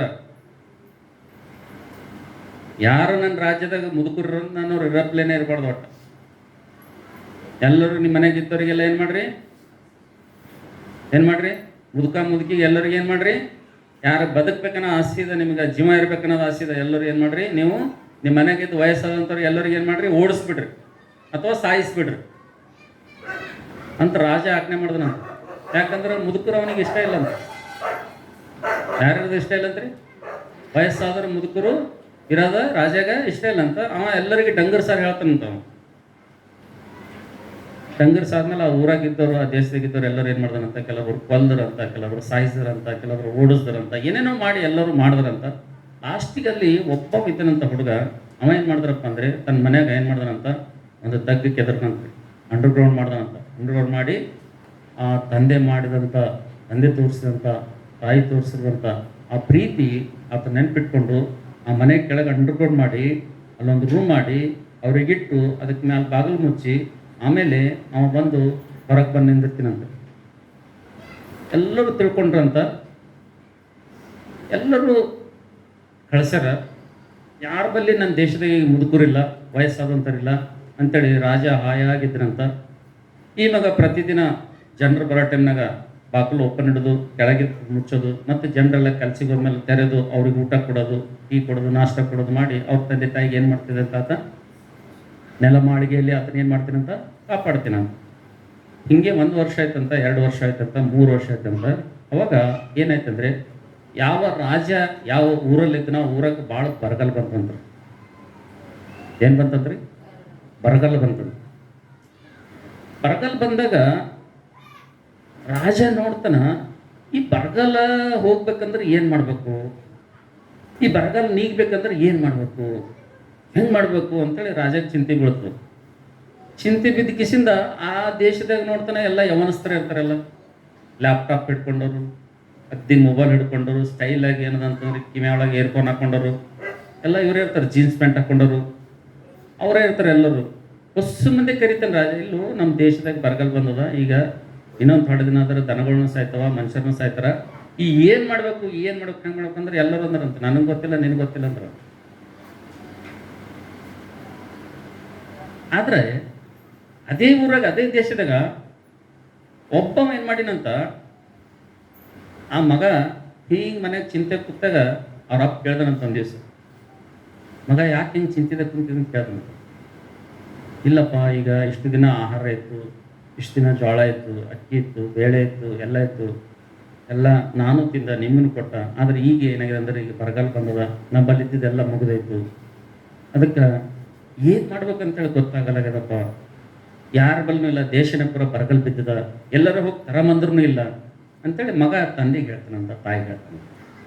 ಅವಾಗ ತಂದೆ ತಾಯಿ ಇಬ್ಬರು ಅಂತಾರಂತ, ಏ ಮಗ ಅದಕ್ಕೆ ಕಡೆ ಚಿಂತೆ ಮಾಡ್ತೀನಿ, ಅದಕ್ಕೆ ಚಿಂತೆ ಮಾಡಬೇಡಿ, ನಾ ಹೇಳ್ದಂಗೆ ಮಾಡು ಅಂದ್ರಂತ. ಏನು ನಾ ಹೇಳ್ದಂಗೆ ಮಾಡಿ ಅಂದ್ರಂತ. ಆಯ್ತಪ್ಪ ಅಂತೇಳಿ ಅವ್ರ ಮಮ್ಮಿ ಪಪ್ಪ ಇಬ್ಬರು ಏನು ಮಾಡೋದಂತ, ಏನಿಲ್ಲ ನಮ್ಮ ಮನೆ ಹಿಂದೆ ನಮ್ಮದು ಜಾಗ ಅದಲ್ಲ, ನಮ್ಮ ಮನೆಯಿಂದ ಜಾಗ ಅದಲ್ಲ, ಆ ಬಂದರಾಗ ಹೋಗಿ ಜಾಗದಾಗ ಹೋಗಿ ಎಲ್ಲ ಮೊದಲು ಏನು ಮಾಡು, ಗಳೆ ಹೊಡೆಯೋದು. ಗಳೆ ಹೊಡೆದು ಏನು ಮಾಡು, ಅದ್ರ ಮೇಲೆ ಇಂತಿಂಥ ಬೀಜಗಳು, ಇಂತಿಂಥ ಧಾನ್ಯಗಳು ಅದ್ರಾಗ ಚಲ ಏನು ಮಾಡು, ಮಳೆ ಬರಲಿಲ್ಲ ಅಂದ್ರೆ ಏನು ಮಾಡು, ಇಲ್ಲಿ ನಮ್ಮ ಬಾಯಿ ಇದಲ್ಲ, ಆ ಬಾಯಿದಾಗಿ ನೀರು ಏನು ಮಾಡು, ಅದಕ್ಕೆ ಸಪ್ಲೈ ಮಾಡು ಅಂತೇಳಿ ಹೇಳಿದ್ರಂತ ಅವ್ರ ತಂದೆ ತಾಯಿ. ಹೇಳಿದ್ಮೇಲೆ ಅವ ಏನು ಮಾಡೋದಂತ, ಅವ್ರ ತಂದೆ ತಾಯಿ ಏನು ಹೇಳ್ಯಾರ ಹಂಗೆ ಮಾಡ್ದನಂತ್ರಿ. ಮಾಡಿದ್ಮೇಲೆ ಅದು ಇದ್ದಕ್ಕಿದ್ದಂಗೆ ಅವರು ಮನೆ ಹಿಂದೆ ಹೊಲ, ಅದ್ರಾಗ ಬೆಳೆ, ಜೋಳ, ಬ್ಯಾಳಿ ಎಲ್ಲ ಭಾಳ ಸಮೃದ್ಧಿಯಾಗಿ ಬೆಳೀತಂತ. ಉಳಿದ ಕಡೆ ಎಲ್ಲ ಬರಗಾಲ ಇತ್ತಂತ. ಇವ ಮತ್ತೆ ನನಗೆ ಅವನ ಪ್ರತ್ಯೇಕ ಚಂದ ಎಂಜಾಯ್ ಮಾಡ್ತಾನೆ ಅಂತ. ಇದು ಯಾರಿಗೆ ಗೊತ್ತಂದ್ರೆ ರಾಜ ಗೊತ್ತಾಯ್ತಂತ ಒಂದು ದಿವಸ. ಯಾರಿಗೆ ಗೊತ್ತಾಯ್ತದೆ? ರಾಜ ಗೊತ್ತಾಯ್ತಂತ. ರಾಜಾಗ ಹೇಳಿದ್ರಂತೂ, ರಾಜ ನಾವಿಲ್ಲಿ ಸಾಯ್ಲತ್ತಿದ್ದೇವೆ ಏನೂ ಇರಲಾರ್ದೆ, ಅಲ್ಲಿ ಒಬ್ಬವನ ಅವನ ಹೊಲ್ದಾಗ ಬೆಳೆಯದ, ಅವ ಎಲ್ಲ ಮಾಡ್ಕೊಂಡು ತಿಲ್ಲತ್ತನ, ಅವನಿಗೆಲ್ಲ ಸಿಗ್ಲತ್ತದ, ಅದು ಹೆಂಗಂದ್ರೆ ಈಗ ಅದೇನು ಸಿಗ್ತದೋ ಅಂದನಂತವ ರಾಜ. ಏನೋ ಗೊತ್ತಿಲ್ಲ ರೇ ಕರ್ಸವನಿಗೆ ಅನ್ನೋದು ಬಂದು ಅವನಿಗಂತ, ರಾಜ ನಿನಗೆ ಕರಿಲತ್ತಾರಪ್ಪ ನಾನು. ಅವನಿಗೆ ಭಯ ಆಯ್ತಂತೆ. ರಾಜ ಕರಿಲತ್ತನಂದರೆ ಏನಾದರೂ ಒಂದು ಶಿಕ್ಷೆ ಇರ್ತದೆ. ಅವಾಗ ರಾಜ ಕೇಳ್ದನಂತ, ಇಲ್ಲ ನಮ್ಮ ಊರಾಗೆ ನಮ್ಮ ದೇಶದಾಗೆ ಬರಗಾಲ ಬಂದವರು, ಎಲ್ಲರೂ ಸಾಯ್ಲತ್ತೀವಿ ನಾವು, ಧಾನ್ಯಗಳಿಲ್ಲ ಅಂತೇಳಿ. ಆದರೆ ನಿನ್ನ ಬಲ್ಲಿ ಈ ಧಾನ್ಯಗಳು ಬೆಳೆದದ, ನಿನ್ನ ಹೊಂದಾಗ ಬೆಳೆದದ, ನೀ ಮಾಡಿದಿ. ಆದರೆ ಇದು ಹೆಂಗೆ ಬೆಳೆದಿ, ಅದು ಹೆಂಗೆ ಬೆಳೆದದ? ಮತ್ತು ಇಲ್ಲಿದ್ದವ್ರು ನಮ್ಮೂರಾಗಿದ್ದವ್ರು ಹೊಸ ಮಂದಿನೂ ಹಂಗೆ ಮಾಡ್ಬೇಕಾಗಿತ್ತು, ಹಂಗೆ ಇವ್ರು ಮಾಡಿಲ್ಲ ಯಾಕ? ಆದರೆ ನೀ ಏನು ಮಾಡತ್ತಿದಿ? ನಿನಗೆ ಯಾರೋ ಏನೋ ಹೇಳತ್ತಾರ, ನಿನಗೆ ಯಾರೋ ಏನೋ ಕರೆಸ್ಲತ್ತಾರ, ನಿನಗೆ ಇದ್ರ ಬಗ್ಗೆ ಹೇಳತ್ತಾರ ನಿನಗೆ ಅನ್ನಂತ ರಾಜ. ಹೋಗಿ ರಾಜ ಅಂದನಂತ, ರಾಜಾಗ ಅವ ಹುಡುಗ ಅಂದನಂತ, ನೋಡ್ರಿ ರಾಜ, ನೀವು ನನಗೆ ಶಿಕ್ಷೆ ಕೊಡಲ್ಲ ಅಂದ್ರೆ ಒಂದು ಮಾತು ಹೇಳ್ತೀನಿ ರೀ ನಾನು. ಶಿಕ್ಷೆ ಇಲ್ಲ ಏನಿಲ್ಲ, ನೀ ಏನು ಮಾಡತ್ತಿದ್ದು ಮೊದಲು ಹೇಳು, ನಿನಗೆ ಯಾರು ಇದೆಲ್ಲ ಹೇಳ್ಯಾರ ಮೊದಲು ಹೇಳಂದನಂತ. ಅವಾಗ ಹೇಳಂತ, ನೋಡ್ರಿ ಅಪ್ಪ, ನೀವು ಆಜ್ಞೆ ಮಾಡಿರಲ್ಲ, ಡಂಗರ್ ಸಾರಿರಲ್ಲ, ಎಲ್ಲ ಮುದುಕಿಗೆ ಹೊರಗಾಗಬೇಕು, ಕೊಲ್ಲಬೇಕು, ಸಾಯಿಸ್ಬೇಕಂತ ಹೇಳಿದ್ರು. ಅದಕ್ಕೆ ಎಲ್ಲರೂ ಊರಾಗಿದ್ದಾರಲ್ಲ, ಅವ್ರ ಅವಾಗ ಅವ್ರ ಅಪ್ಪಗ ಪಲ್ಯ ಹಾಕ್ಯಾರ, ಸಾಯಿಸ್ಯಾರ. ಅದಕ್ಕೆ ನಾ ಏನು ಮಾಡೀನಂದರೆ, ನನ್ನ ಮನೆಗೆ ಒಂದು ನೆಲಮಾಳಿಗೆ ಮಾಡಿ ನಮ್ಮ ತಂದೆಗೆ ತಾಯಿ ಇಟ್ಕೊಂಡು, ನನ್ನ ಏನದ ಅದ್ರಾಗೆ ನಾ ಅವ್ರಿಗೆ ಜೋಪಾನ ಮಾಡಿ ನಾ ಇಟ್ಕೊಂಡ್ರಿ, ನನಗೆ ಕ್ಷಮಿಸ್ರಿ. ಅದಕ್ಕೆ ನನಗೆ ಇಂಥ ದೇಶದಾಗ ಇವ್ರಿಗೆಲ್ಲ ಪರಿಸ್ಥಿತಿ ಬಂದಲ್ರಿ, ಹಂಗೆ ನನಗೂ ಹಾಗೆ ಬಂದಿತ್ತು. ಒಂದು ದಿವಸ ನಮ್ಮ ಮನ್ಯಾಗ ಚಿಂತೆ ಕುಂತಿದ್ದ.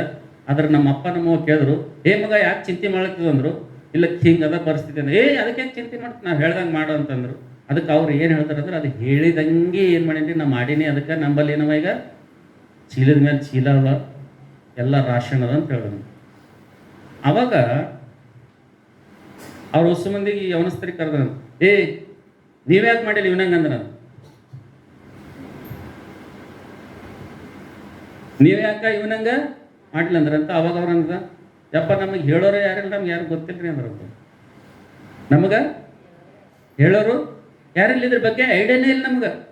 ಹೊಲ ಅಂದ್ರೆ ಗೊತ್ತಿಲ್ಲ, ನೇಗಿಲ್ ನಡೆಯೋದು ಗೊತ್ತಿಲ್ಲ, ಗಳೆ ಅಂದ್ರೆ ಗೊತ್ತಿಲ್ಲ, ಎತ್ತುಗಳಂದ್ರೆ ಗೊತ್ತಿಲ್ಲ, ನೀರು ಗೊತ್ತಿಲ್ಲ, ನೆರಳು ಗೊತ್ತಿಲ್ಲ, ಏನು ಗೊತ್ತಿಲ್ಲ. ನಮಗೇನು ಗೊತ್ತದ? ಬರೀ ಲ್ಯಾಪ್ಟಾಪ್ ಗೊತ್ತದ, ಮೊಬೈಲ್ ಗೊತ್ತದ, ವಾಟ್ಸಪ್ ಗೊತ್ತದ, ಫೇಸ್ಬುಕ್ ಗೊತ್ತದ, ಇನ್ಸ್ಟಾಗ್ರಾಮ್ ಗೊತ್ತದ, ಯೂಟ್ಯೂಬ್ ಗೊತ್ತದ, ಇವೆಲ್ಲ ಗೊತ್ತವ್ರು, ನಮ್ಗೆ ಅದು ಗೊತ್ತಿಲ್ಲ ಅಂದ್ರೆ ಅಂತ. ಅವಾಗ ರಾಜ ಗೊತ್ತಾಯ್ತಂತ, ಒಂದು ವೇಳೆ ಅನುಭವಸ್ಥರು ಹಿರಿಯರು, ಒಂದು ವೇಳೆ ರೈತರು, ಒಂದು ವೇಳೆ ವಯಸ್ಸಾದಂಥವ್ರು, ಅನುಭವ ಜ್ಞಾನಿಗಳು ನಮ್ಮ ದೇಶದಲ್ಲಿ ಇರಲಿಲ್ಲಪ್ಪ ಅಂತಂದರೆ ಏನು ನಷ್ಟ ಬರ್ತಂತೇಳಿ ಯಾರಿಗೆ ಗೊತ್ತಾಯ್ತಂದ್ರೆ, ಯಾರಿಗೆ ಗೊತ್ತಾಯ್ತಂದ್ರೆ ರಾಜ ಗೊತ್ತಾಯ್ತಂತ.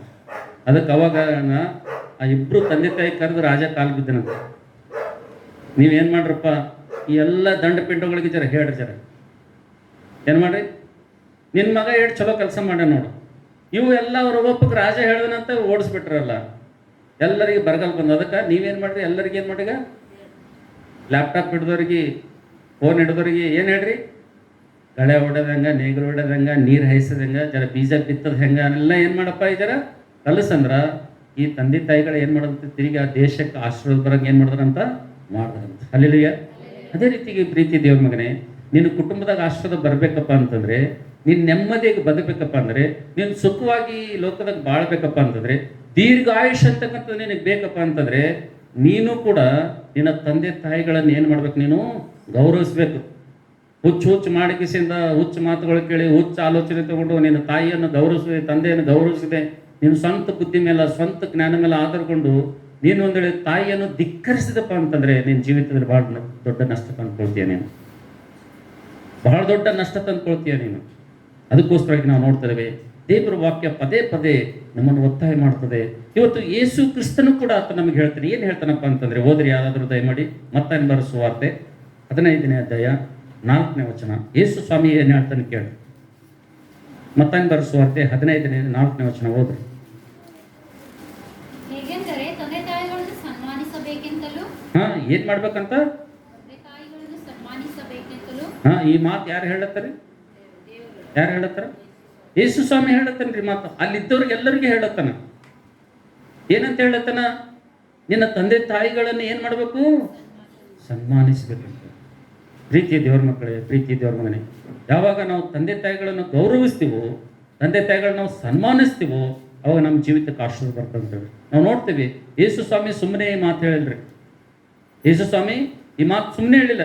ಯೇಸು ಸ್ವಾಮಿ ಶಿಲುಬೆ ಮೇಲೆ ಇದ್ದಂಥ ಸಂದರ್ಭದಲ್ಲಿ ಈ ಲೋಕದಲ್ಲಿ ಆಕೆಗೆ ಜನ್ಮ ಕೊಟ್ಟಂತ ತಾಯಿಯನ್ನು, ಈ ಲೋಕಕ್ಕೆ ಪರಿಚಯ ಮಾಡಿದಂತಹ ತಾಯಿಯನ್ನು ನಾವು ನೋಡ್ತೇವೆ. ಯೇಸು ಕ್ರಿಸ್ತನು ಯಾವ ರೀತಿಗೆ ತನ್ನ ಬಾಧ್ಯತೆಯನ್ನು ನಿರ್ವಹಿಸ್ತಾನಪ್ಪ ಅಂತಂದ್ರೆ, ಯೇಸು ಕ್ರಿಸ್ತನು ಈ ಲೋಕದಲ್ಲಿ ತಾಯಿಯಾದಂಥ ಮರಿಯಳನ್ನು, ಈ ಲೋಕಕ್ಕೆ ಪರಿಚಯ ಮಾಡುವಂಥ ಸ್ತ್ರೀಯನ್ನು ಯಾವ ರೀತಿಗೆ ಗೌರವಿಸ್ತಾನಪ್ಪ ಅಂತಂದ್ರೆ, ಪ್ರೀತಿಯ ದೇವರ ಮಗನೇ, ಪ್ರೀತಿಯ ದೇವರ ಮಗಳೇ, ಆತನು ಶಿಲುಬೆ ಮೇಲೆ ತೂಗಾಡ್ತಾ ಇದ್ರು ಕೂಡ, ಮರಣಕ್ಕೂ ಆತನಿಗೆ 3 ಗೇಣು ಇದ್ರೂ ಕೂಡ, ಆತನು ಸಾಯುವಂತ ಸಮಯದಲ್ಲಿ ಕೂಡ, ಈ ಲೋಕವನ್ನು ಬಿಡುವಂತ ಸಂದರ್ಭದಲ್ಲಿ ನಾವು ನೋಡ್ತೇವೆ ಆತನ ತಾಯಿ ಕುರಿತು ಏನ್ ಹೇಳ್ತಾನಪ್ಪ ಅಂತಂದ್ರೆ, ತನ್ನ ತಾಯಿಗೆ ಏನ್ ಮಾಡ್ತಾನಂದ್ರೆ, ಶಿಲುಬೆ ಮೇಲೆ ಇದ್ದಂತ ಸಂದರ್ಭದಲ್ಲಿ ಯೇಸು ಕ್ರಿಸ್ತನು ಶಿಲುಬೆ ಮೇಲೆ ಆಡುತ್ತ 7 ಮಾತುಗಳಲ್ಲಿ 3ನೇ ಮಾತು ಏನ್ರಿ ಅದು? ಏನ್ರಿ ಅದು 3ನೇ ಮಾತು? ಯೇಸು ಕ್ರಿಸ್ತನು ಶಿಲುಬೆ ಮೇಲೆ ಆಡಿರುವಂತ 7 ಮಾತುಗಳು ಗುಡ್ ಫ್ರೈಡೆ ದಿವಸ ಬಹಳ ಮಂದಿ ಧ್ಯಾನ ಮಾಡ್ತಾರ. 3ನೇ ಮಾತು ಯಾವ ಮಾತ್ರ ಅದು? ಓದ್ರಿ ದಯಮಾಡಿ. ಯೋಹಾನ್ ಬರೆದ ಸುವಾರ್ತೆ, ಯೋಹಾನನ ಬರೆದ ಸುವಾರ್ತೆ 21ನೇ ಅಧ್ಯಾಯ. ಯೋಹಾನ್ ಬರೆದ ಸುವಾರ್ತೆ 21ನೇ ಅಧ್ಯಾಯ.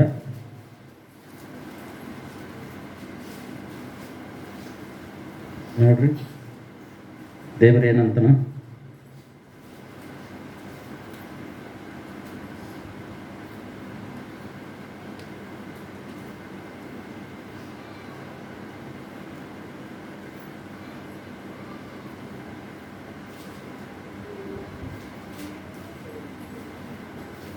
ಮೋಸ್ಟ್ಲಿ ಆ ಶಿಷ್ಯನಿಗೆ ಹೇಳ್ತಾ ನೋಡ್ರಿ, ಇವ ನಿನ್ನ ತಾಯಿ ಅಂತೇಳಿ. ಯೋಹಾನ್ ಬರೆದ ಸುವಾರ್ತೆಯಲ್ಲಿ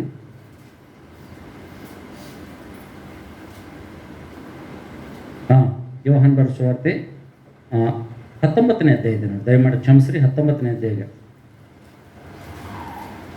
25ನೇ ವಚನ 26ನೇ ವಚನ ಹೋದ್ರಿ. ಯೇಸು ಶಿಲುಬೆಯ ಬಳಿಯಲ್ಲಿ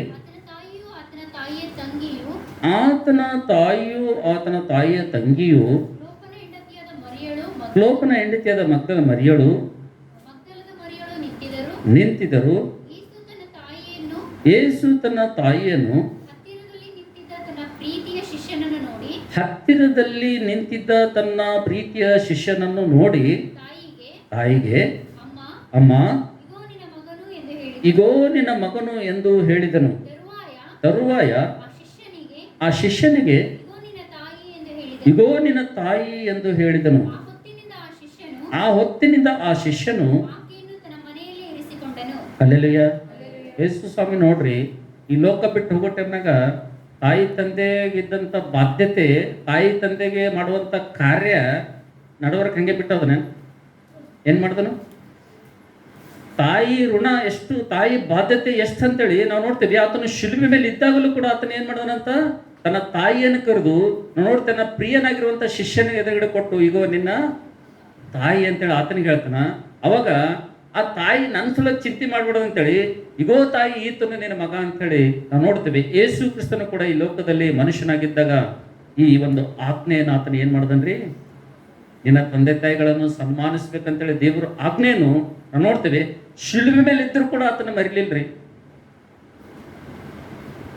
ಇವತ್ತು ನಮಗೇನು ಶಿಲುಬೆ ಅದನ್ನ, ಸಂಕಟ ಅದನ್ನ, ಏನದ ಇವತ್ತು ನಮ್ಮ ತಂದೆ ತಾಯಿಗೆ ಎಷ್ಟು ನಾವು ಕೇರ್ ಮಾಡ್ತೀವಿ, ಎಷ್ಟು ಪ್ರೀತಿ ಮಾಡ್ತೀವಿ ನಮ್ಮ ತಂದೆ ತಾಯಿಗೆ. ನಮಗಾಗಂಗಿಲ್ಲ.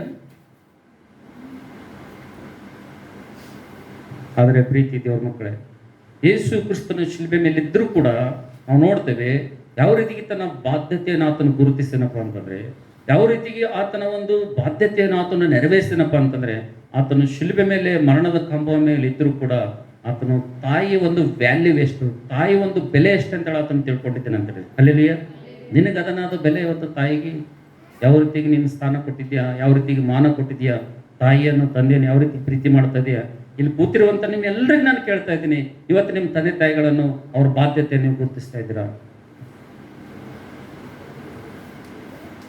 ಒಂದು ವೇಳೆ ನಾವು ಯೇಸು ಕ್ರಿಸ್ತನ ಹೇಳಿದಂಥ ಮಾತುಗಳನ್ನು ನಾವು ಸರಿಯಾಗಿ ಕೇಳ್ತಾ ಇದ್ದೀವಪ್ಪ ಅಂತಂದ್ರೆ, ದೇವ್ರ ಮಾತುಗಳನ್ನ ನಾವು ಸರಿಯಾಗಿ ಕೇಳ್ತಾ ಇದ್ದೀವಪ್ಪ ಅಂತಂದ್ರೆ, ಇವತ್ತಿನಿಂದ ಎಲ್ಲವನ್ನು ಬಿಟ್ಬಿಟ್ಟು ನಾವು ತಂದೆ ತಾಯಿಗಳನ್ನ ಏನು ಮಾಡ್ಬೇಕ್ರಿ? ಇಲ್ಲಿ ತನಕ ಮಾಡಿದೇನೋ ಆದ್ರೆ ದೇವ್ರು ಕ್ಷಮಿಸ್ತಾನೆ. ನಿನಗೆ ಗೊತ್ತಿಲ್ಲೇನೋ, ನೀನು ತಿಳಿದಿಲ್ಲ, ನೀನು ಮಾಡಿದ ಆದ್ರೆ ದೇವ್ರು ಏನು ಮಾಡ್ತಾನೆ? ಇವತ್ತು ಕ್ಷಮಿಸ್ತಾನೆ. ಕರ್ತನ ಮೇಜಿನಲ್ಲಿ ಕೈ ಹಾಕ್ತಾ ಮುಂಚಿತವಾಗಿ ಒಂದು ವೇಳೆ ನೀನು ಕ್ಷಮಾಪಣೆ ನೀನು ಕೇಳಿದಪ್ಪ ಅಂತಂದ್ರೆ ದೇವ್ರು ನಿನಗೆ ಕ್ಷಮಿಸ್ಲಿಕ್ಕೆ ಆತನ ಸಿದ್ಧನ.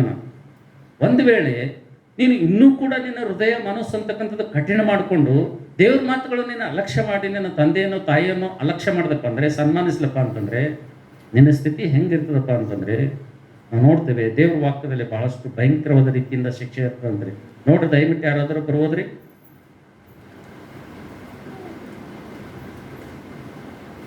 ಜ್ಞಾನೋಕ್ತಿ ಪುಸ್ತಕ 30ನೇ ಅಧ್ಯಾಯ 17ನೇ ವಚನ ಹೋದ್ರಿ. ತಂದೆಯನ್ನು ಹಾಸ್ಯ ಮಾಡಿ ತಾಯಿಯ ಅಪ್ಪಣೆಯನ್ನು ಧಿಕ್ಕರಿಸುವವನ ಕಣ್ಣನ್ನು, ತಾಯಿಯ ಅಪ್ಪಣೆಯನ್ನು ತಂದೆಯ ಅಪ್ಪಣೆಯನ್ನು ಧಿಕ್ಕರಿಸುವವನ ಕಣ್ಣುಗಳನ್ನು ಹಳ್ಳಕೊಳ್ಳದ ಕಾಗೆಗಳು ಕುಕ್ಕುವವು. ಏನಾಗ್ತಾವಂತ್ರಿ? ಹಳ್ಳ ಕೊಳ್ಳದ ಕಾಗೆಗಳು ಕುಕ್ಕುವವು. ಏನ್ ಮಾಡ್ತಾವಂತ? ಕುಗ್ತಾವಂದ್ರೆ ಇದರ ಅರ್ಥ ಏನು? ಮೊದಲನೇದಾಗಿ ಆತನ ಜೀವಿತದಲ್ಲಿ ದೀರ್ಘಾಯುಷ್ ಅಂತಕ್ಕಂಥದ್ದು ಇರಲಂತ, ನಷ್ಟ ಬರ್ತಂತ. ಎರಡನೇದಾಗಿ ನಾವು ನೋಡ್ತೀವಿ ಹಳ್ಳ ಕೊಳ್ಳದ ಕಾಗೆಗಳು ಆತನನ್ನು ಏನು ಮಾಡ್ತಾವಂತ? ಕಣ್ಣುಗಳಿಗೆ ಏನು ಮಾಡ್ತಾವಂತ? ಕುಗ್ತಾವಂತ. ಅಂದ್ರೆ ಕುಗ್ತಾವಂದ್ರೇನು? ಆತ ಕಣ್ಣಿರ್ತಾವ ಆದ್ರೆ ಕುರುಡಾಗಿ ಜೀವಿಸ್ತಾನ. ಕಣ್ಣಿರ್ತಾವ, ಎರಡು ಚಲೋನೇ ಇರ್ತಾವ, ಆದ್ರೆ ಹೆಂಗಿರ್ತಾವ? ಏನಾತನಂತ? ತಾಯಿ ತಂದೆ ಅದರ ವ್ಯಾಲ್ಯೂ ತಿಳಿಲಾರ್ದೆ, ಗೌರವ ತಿಳಿಲಾರ್ದೆ, ಅವರು ನಿನಗಾಗಿ ಕಷ್ಟಪಟ್ಟಿದ್ದನ್ನು ಕೂಲಿ ನಾಲಿ ಮಾಡಿ ನೀನು ಬದುಕಿಸಿದ್ದನ್ನು ನೀನು ಮರೆತು ಹೋದರೆ ಕಣ್ಣಿದ್ರು ನೀನು ಹೆಂಗೆ ಜೀವಿಸ್ತಂತ? ನೀನು ಕುರುಡಿತ್ತಂಗಂತ. ಅದಕ್ಕೋಸ್ಕರವಾಗಿ ದೇವರ ವಾಕ್ಯವನ್ನು ನೋಡ್ತೇವೆ. ಇವತ್ತು ಯೇಸು ಕ್ರಿಸ್ತನು ತನ್ನ ಬಾಧ್ಯತೆಯನ್ನು ನಿಭಾಯಿಸಿದನು. ಬೈಬಲ್ನಲ್ಲಿ ಇನ್ನೊಬ್ಬ ವ್ಯಕ್ತಿ ಇದ್ದಾನೆ, ಸೇಮ್ ಯೇಸು ಕ್ರಿಸ್ತನಂಗೆ. ಯೇಸು ಕ್ರಿಸ್ತನು ಶಿಲುಬೆ ಮೇಲೆ ಇದ್ರೂ ಕೂಡ ಯಾವ ರೀತಿಗೆ ತನ್ನ ತಾಯಿಯನ್ನು ಆತನು ಗೌರವಿಸಿದನು, ತಾಯಿಯನ್ನು ಪ್ರೀತಿಸಿದನು, ತಾಯಿಯನ್ನು ಘನಪಡಿಸಿದನು, ತಾಯಿ ಸ್ಥಾನವನ್ನು ಆತನು ನಾನು ಬಿಟ್ಟು ಹೋದ್ರೆ ನನ್ನ ತಾಯಿ ಕಷ್ಟ ಆಗಬಾರ್ದು ಈ ಲೋಕದಲ್ಲಿ ಅಂತೇಳಿ ಇನ್ನೊಬ್ಬ ಶಿಷ್ಯನಿಗೆ ಆತನು ಬಾಧ್ಯತೆ ವಹಿಸಿ ಕೊಟ್ಟನು. ಅದೇ ರೀತಿ ಬೈಬಲ್ನಲ್ಲಿ ಇನ್ನೊಬ್ಬ ಭಕ್ತಿದ್ದಾನೆ, ಆತನ ಏನು ಮಾಡಿದನಪ್ಪ ಅಂತಂದ್ರೆ ನೋಡ್ರಿ, ಆತನು ಕೂಡ ಯೇಸು ಕ್ರಿಸ್ತನಾಗೆ. ಯಾರಾದರೂ ದಯಮಾಡೋರು ಓದ್ರಿ ಮೊದಲನೇ ಸಮ್ಮೇಳನ ಪುಸ್ತಕ ನೋಡ್ರಿ. ಮೊದಲನೇ ಸಮ್ಮೇಳನ ಪುಸ್ತಕ 22ನೇ ಅಧ್ಯಾಯ 3ನೇ ವಚನ ನೋಡ್ರಿ. ಅನಂತರ ದಾವೀದನು ಓದಮ್ಮ. ತಂದೆ ತಾಯಿಗಳನ್ನು, ಅನಂತರ ದಾವೀದನು ತನ್ನ ತಂದೆ ತಾಯಿಗಳನ್ನು ಮೋವಾಬ್ ದೇಶದ ಮಿಚ್ಪೆ ಎಂಬಲ್ಲಿಗೆ ಕರ್ಕೊಂಡು ಹೋಗಿ ಅಲ್ಲಿನ ಅರಸನಿಗೆ ದೇವರು ನನಗೆ ಮಾರ್ಗ ತೋರಿಸುವವರೆಗೆ ಅಲ್ಲಿನ ಅರಸನಿಗೆ ದೇವರು ನನಗೆ ಮಾರ್ಗ ತೋರಿಸುವವರೆಗೆ ನನ್ನ ತಂದೆ ತಾಯಿಗಳು ನಿನ್ನ ಬಳಿಯಲ್ಲಿರುವುದಕ್ಕೆ ಅಪ್ಪಣೆಯಾಗಬೇಕೆಂದು ಬೇಡಿಕೊಂಡು, ತನ್ನ ತಂದೆ ತಾಯಿಗಳು ನಿನ್ನ ಹತ್ತಿರ ಇರಬೇಕೆಂಬುದಾಗಿ ಅಪ್ಪಣೆ ಪಡೆದುಕೊಂಡು ಅವರನ್ನು ಅವನ ಬಳಿಯಲ್ಲಿ ಬಿಟ್ಟನು. ಹಲ್ಲೆಲೂಯಾ. ಯಾರು ಇವರು? ಯಾರು? ಜೋರ್ ಹೇಳ್ರಿ, ಯಾರು? ಯಾರ್ರಿ? ದಾವೀದ್ ಏನ್ ಮಾಡ್ಯಾನಂತ, ನನಗೆ ದೇವರು ಕಟಾಕ್ಷ ತೋರಿಸುವ ತನಕ, ದೇವರು ನನಗೆ ತಿರುಗಿ ಆಶೀರ್ವಾದ ಮಾಡುವ ತನಕ, ದೇವರು ನನಗೆ ಪುನಃ ಯೆರೂಸಲೇಮಿನಲ್ಲಿ ಕಾಲಿಡುವ ತನಕ, ದೇವರು ನನಗೆ ತಿರುಗಿ ಆತನ ರಾಜ್ಯವನ್ನು ಕೊಡುವ ತನಕ, ಇವತ್ತು ಆತನು ಬೇರೆ ದೇಶದ ರಾಜನ ಹತ್ರ ಹೋಗಿ ತನ್ನ ತಂದೆ ತಾಯಿಗಳಿಗೆ ಏನ್ ಮಾಡ್ತಾನಂತ? ಸ್ವಾಮಿ ನಾನು ತಿರುಗಿ ಬರ್ತೀನಿ, ಬರತನ ನನ್ನ ತಂದೆ ತಾಯಿಗಳಿಗೆ ಏನು ಮಾಡಬೇಕು? ನೀವು ನೋಡ್ಕೋಬೇಕು, ಜೋಪಾನ ಮಾಡ್ಬೇಕು, ನೋಡ್ಕೋಬೇಕಂತೇಳಿ ಏನು ಮಾಡ್ದಾನಂತ ಹೋಗಿ ಏನು ಮಾಡ್ದಾನಂತ್ರಿ? ಬೇಡ್ಕೊಂಡನಂತ್ರಿ ತಂದೆ ತಾಯಿಗಳ ಸಲಕ್ಕೆ. ಯಾಕೆ ಬೇಡ್ಕೊಂಡನ್ ಗೊತ್ತದ? ಅವನ ಪರಿಸ್ಥಿತಿ ಹೆಂಗಿತ್ತು? ಯಾಕೆ ಹಂಗೆ ಬೇಡ್ಕೊಂಡು? ಅದ್ರ ಮ್ಯಾಲೆ ವಚನ ಅದ ನೋಡಿ, ಹೋದ್ರಿ ಮ್ಯಾಲಿನ ವಚನ. ಇದಲ್ಲದೆ ಕುಗ್ಗಿದವರು ಸಾಲಗಾರರು ಮನನೊಂದವರು ಆಗಿರುವ ಸರ್ವ ಜನರು ಬಂದು ಅವನನ್ನು ಆಶ್ರಯಿಸಿಕೊಳ್ಳಲು ಆತನು ಸುಮಾರು 400 ಜನರಿಗೆ ನಾಯಕನಾದನು. ಅನಂತರ ದಾವೀದನು ತನ್ನ ತಂದೆ ತಾಯಿಗಳನ್ನು ಮೋವಾಬ್ ದೇಶದ ಮಿಚ್ಪೆ ಎಂಬಲ್ಲಿಗೆ ಕರ್ಕೊಂಡು ಹೋಗಿ ಅಲ್ಲಿನ ಅರಸನನ್ನು ದೇವರು ನನಗೆ ಮಾರ್ಗ ತೋರಿಸುವವರೆಗೂ ನನ್ನ ತಂದೆ ತಾಯಿಗಳನ್ನು ನಿನ್ನ ಬಳಿಯಲ್ಲಿರುವುದಕ್ಕೆ ಅಪ್ಪಣೆ ಆಗಬೇಕೆಂದು ಬೇಡಿಕೊಂಡು ಅವರನ್ನು ಹಲ್ಲೆಲೂಯಾ. ಮೋವಾಬ್ ದೇಶದ ಅರಸನ ಹತ್ರ ಹೋಗಿ ದಾವೀದ ಏನು ಮಾಡಂತಾರೆ, ತಂದೆ ತಾಯಿಗಳನ್ನೇನು ಮಾಡ್ದನಂತ ಬಿಟ್ಟನಂತ. ಅಂದರೆ ದಾವೀದಿಗೆ ಎಷ್ಟು ಜವಾಬ್ದಾರಿ ಇದೆ ನೋಡ್ರಿ, ತಂದೆ ಬಗ್ಗೆ ತಾಯಿ ಬಗ್ಗೆ. ಯಾವಾಗ ಈ ಜವಾಬ್ದಾರಿ ಮಾಡ್ಲತ್ತನ ಗೊತ್ತದ? ಆತ ಸೌಲ್ ಆತನಿಗೆ ಸಾಯಿಸ್ಬೇಕಂತೇಳಿ ಬೆನ್ನತ್ತನ. ದಾವೀದಿಗೆ ಸಾಯಿಸ್ಬೇಕಂತೇಳಿ ಯಾರು ಬೆನ್ನತ್ತರಿ? ಸೌಲ್ ಬೆನ್ನತ್ತನ. ಸೌಲ್ ಬೆನ್ನತ್ತದಾಗ ಈತನ ಎಲ್ಲನರಿ ಯಾವುದೋ ಒಂದು ಗವಿದಗನ. ಆ ಗವಿ ಹೆಸರು ಮ್ಯಾಲೆ ಬರ್ದಾರ ನೋಡ್ರಿ ಅಲ್ಲಿ ನಿಮ್ಮ ಬೈಬಲ್ನಾಗ, ಹೆಡ್ಡಿಂಗ್ನಾಗ ದಪ್ಪ ಅಕ್ಷರನಾಗ ಬೋಲ್ಡ್ ಅಕ್ಷರನಾಗ ಬರ್ದಾರ ನೋಡ್ರಿ. ಯಾವ ಯಾವ ಗವಿ ಇದು? ಅದುಲ್ಲಮ ಗವಿಯಲ್ಲಿ ಇದ್ದಂಥ ಸಂದರ್ಭದಲ್ಲಿ ಆತನಿಗೆ ಏನು ನೆನಪು ಬಂತ್ರಿ? ಆತನಿಗೆ ಯಾರು ನೆನಪು ಬಂತಂತ? ನಮಗೆ ನೆನಪು ಬರ್ತದೆ, ತಂದೆ ತಾಯಿದು ಅವ್ವ ಅಪ್ಪನ ನೆನಪು ಬರ್ತದೆ ನಮ್ಗೆ. ದಾವೀದನಿಗೆ ಎಂಥ ಸಂದರ್ಭ ಅಂತಂದರೆ ಅವನಿಗೆ ಕಾಲಿಡ್ಲಕ್ಕೆ ಜಾಗ ಇಲ್ಲ, ಅವನಿಗೆ ಒಂದು ಸ್ಥಳದಾಗ ನಿಲ್ಲಕ್ಕೆ ನೆಲೆ ಇಲ್ಲ. ಅವನೇ ಸೌಲಿಗೆ ಭಯಪಟ್ಟು ಆ ಗವಿದಾಗ ಈ ಗವಿದಾಗ ಗವಿಗಳು ಚೇಂಜ್ ಮಾಡ್ಕೋತಾ, ಪ್ಲೇಸ್ ಚೇಂಜ್ ಮಾಡ್ಕೋತಾ ಆತನ ಭಯದಿಂದ ಓಡಾಡ್ಲತ್ತನ ಕಾಡಿನಾಗ. ಅಂಥ ಸಂದರ್ಭದಾಗ ಏನು ಮಾಡ್ತಂದ್ರೆ ಆತನು 2ನೇ ವಿಮೋಚನೆ ಕಾಂಡ 20ನೇ ಅಧ್ಯಾಯ 12ನೇ ವಚನ, ನಿನ್ನ ತಂದೆ ತಾಯಿಗಳನ್ನು ಸನ್ಮಾನಿಸಬೇಕೆಂಬುದಾಗಿ ದೇವರು ಹೇಳಂತ ಒಂದೇ ಒಂದು ಆಜ್ಞೆ ದಾವೀದನ ಇಟ್ಕೊಂಡಿದ್ದರಿಂದ ನಾವು ನೋಡ್ತೀವಿ ಮೋವಾಬ್ ದೇಶದಲ್ಲಿ ಒಂದು ರಾಜನ ಹತ್ರ ಹೋಗಿ ತನ್ನ ತಂದೆ ತಾಯಿಗಳಿಗೆ ಆಶ್ರಯ ಕೊಡ್ಬೇಕಂತೇಳಿ ಬೇಡ್ಕೊತಾನೆ ಅಂತೇಳಿ. ಹಲ್ಲೆಲೂಯಾ. ನಾವು ನೋಡ್ತೀವಿ ಇಲ್ಲಿ ಯೇಸು ಕ್ರಿಸ್ತನ ಮನಸ್ಸು ಅದೇ ಇದೆ, ಇಲ್ಲಿ ದಾವೀದನ ಮನಸ್ಸು ಕೂಡ ಅದೇ ಇದೆ. ನಿನ್ನ ಮನಸ್ಸು ನನ್ನ ಮನಸ್ಸು ಹೆಂಗದ ಇವತ್ತು? ನಾನು ನಿಜವಾಗಿ ದೇವ್ರ ಮಾತು ಕೇಳ್ತಾ ಇದ್ದೀವ? ದೇವರನ್ನು ಸನ್ಮಾನ ಮಾಡ್ತಾ ಇದ್ದೀವ? ದೇವರನ್ನು ಗೌರವಿಸ್ತಾ ಇದ್ದೇವ? ಇವತ್ತು ದೇವರನ್ನು ಗೌರವಿಸ್ತಾ ಇದ್ದೀವಪ್ಪ ಅಂತಂದ್ರೆ ನಮ್ಮ ತಂದೆ ತಾಯಿ ಮಾತನ್ನು ನಾವು ಕೇಳ್ತೀವಿ. ಒಂದು ವೇಳೆ ಇನ್ನೂ ಕೂಡ ನೀವು ಯಾರೇ ಇಲ್ಲಿ ಕೂತಂತವ್ರು ನಿಮ್ಮ ತಂದೆ ಆಗಲಿ ತಾಯಿ ಮಾತು ಕೇಳ್ತಾ ಇಲ್ಲಪ್ಪ ಅಂತಂದ್ರೆ ಒಂದು ದಿವ್ಸ ಕಣ್ಣೀರು ಹಾಕ್ಬೇಕಾಗ್ತದೆ. ಒಂದು ಮಗು ಯಾವಾಗ ಅವನಿಗೆ ಪರಿಪಕ್ವ ಬರ್ತದೆ ಗೊತ್ತದ್ರಿ, ಯಾವಾಗ ಅವನಿಗೆ ಗೊತ್ತಾಗ್ತದೆ ಗೊತ್ತಲ್ಲ. ನೀವು ನೋಡ್ರಿ, 3 ವರ್ಷದಿಂದ 15 ವರ್ಷ ತನಕ ಒಬ್ಬ ಹುಡುಗ ಸ್ಕೂಲಿಗೆ ಹೋದಾಗ ಏನು ಹೇಳ್ತಂದ್ರೆ ನಮ್ಮ ಅಪ್ಪೇ ಭಾರಿ ಅಂತ ಹೇಳ್ತಾನ. ಯಾರಿಗೆ ನಾವು ಬಿಟ್ಟು ಯಾರ್ಯಾಗ ಜಗಳ ತೆಗಿಲಕ್ಕ, ಯಾರ್ಯಾಗ ಚೂಟಲಕ್ಕ, ಯಾವ್ಯಾಗ ಗುದ್ದಲಕ್ಕ, ಯಾರೇನೇ ಕೇಳಲಕ್ಕ, ಅವ ಏನು ಹೇಳ್ತಾನ ಅವ್ರಿಗೆ ಗೊತ್ತದ? ಅವ ಏನು ಹೇಳ್ತಾನೆ ಗೊತ್ತದ? 3 ವರ್ಷದಲ್ಲಿ 15 ವರ್ಷ ತನಕ ಸ್ಕೂಲ್ನಾಗ ಹೋಗಲಿ, ಕಾಲೇಜ್ನಾಗ ಹೋಗಲಿ, ಆಟ ಆಡಲಿ, ಎಲ್ಲೇ ಆಡ್ಲಿ ಅವ್ರ ಅಪ್ಪನ ಬಗ್ಗೆನೇ ಹೇಳ್ತಾನ. ಏನು ಹೇಳ್ತಾನ? ಯಾಕೆ ಮಗನೇ ನಮ್ಮ ಅಪ್ಪ ಕರ್ಕೊಂಬಂದೇನು? ಇನ್ನೂ ಗೊತ್ತಿಲ್ಲ ನಮ್ಮ ಅಪ್ಪನ ಸುದ್ದಿ, ನಮ್ಮ ಅಪ್ಪ ಹೆಂಗನಂತ ನಿನಗೆ ಗೊತ್ತಿಲ್ಲ. ಯಾರೇ ಹುಡುಗ್ರ ಅಂದ್ರೆ ಇದೆ ಅಂತ ಅಂದ್ರೆ ಅವ್ನ ದೃಷ್ಟಿದಾಗ ಅವ್ರ ಅಪ್ಪ ಏನ್ರಿ ಹೀರೋ ಏನ್ರಿ? ಅವ್ರ ತಂದೆ ಮಗುವಿನ ದೃಷ್ಟಿಲಿ ಏನು? ಹೀರೋ. ಅದೇ ಹುಡುಗ, ಅದೇ ಮಗ 18 ವರ್ಷ ಆದ್ಮೇಲೆ 40 ವರ್ಷ ಬರತನ ಅವ್ರ ಅಪ್ಪಗ ಹುಚ್ಚದ, ಇದು ಜೀರೋದ. ಇದಕ್ಕೇನು ಗೊತ್ತ?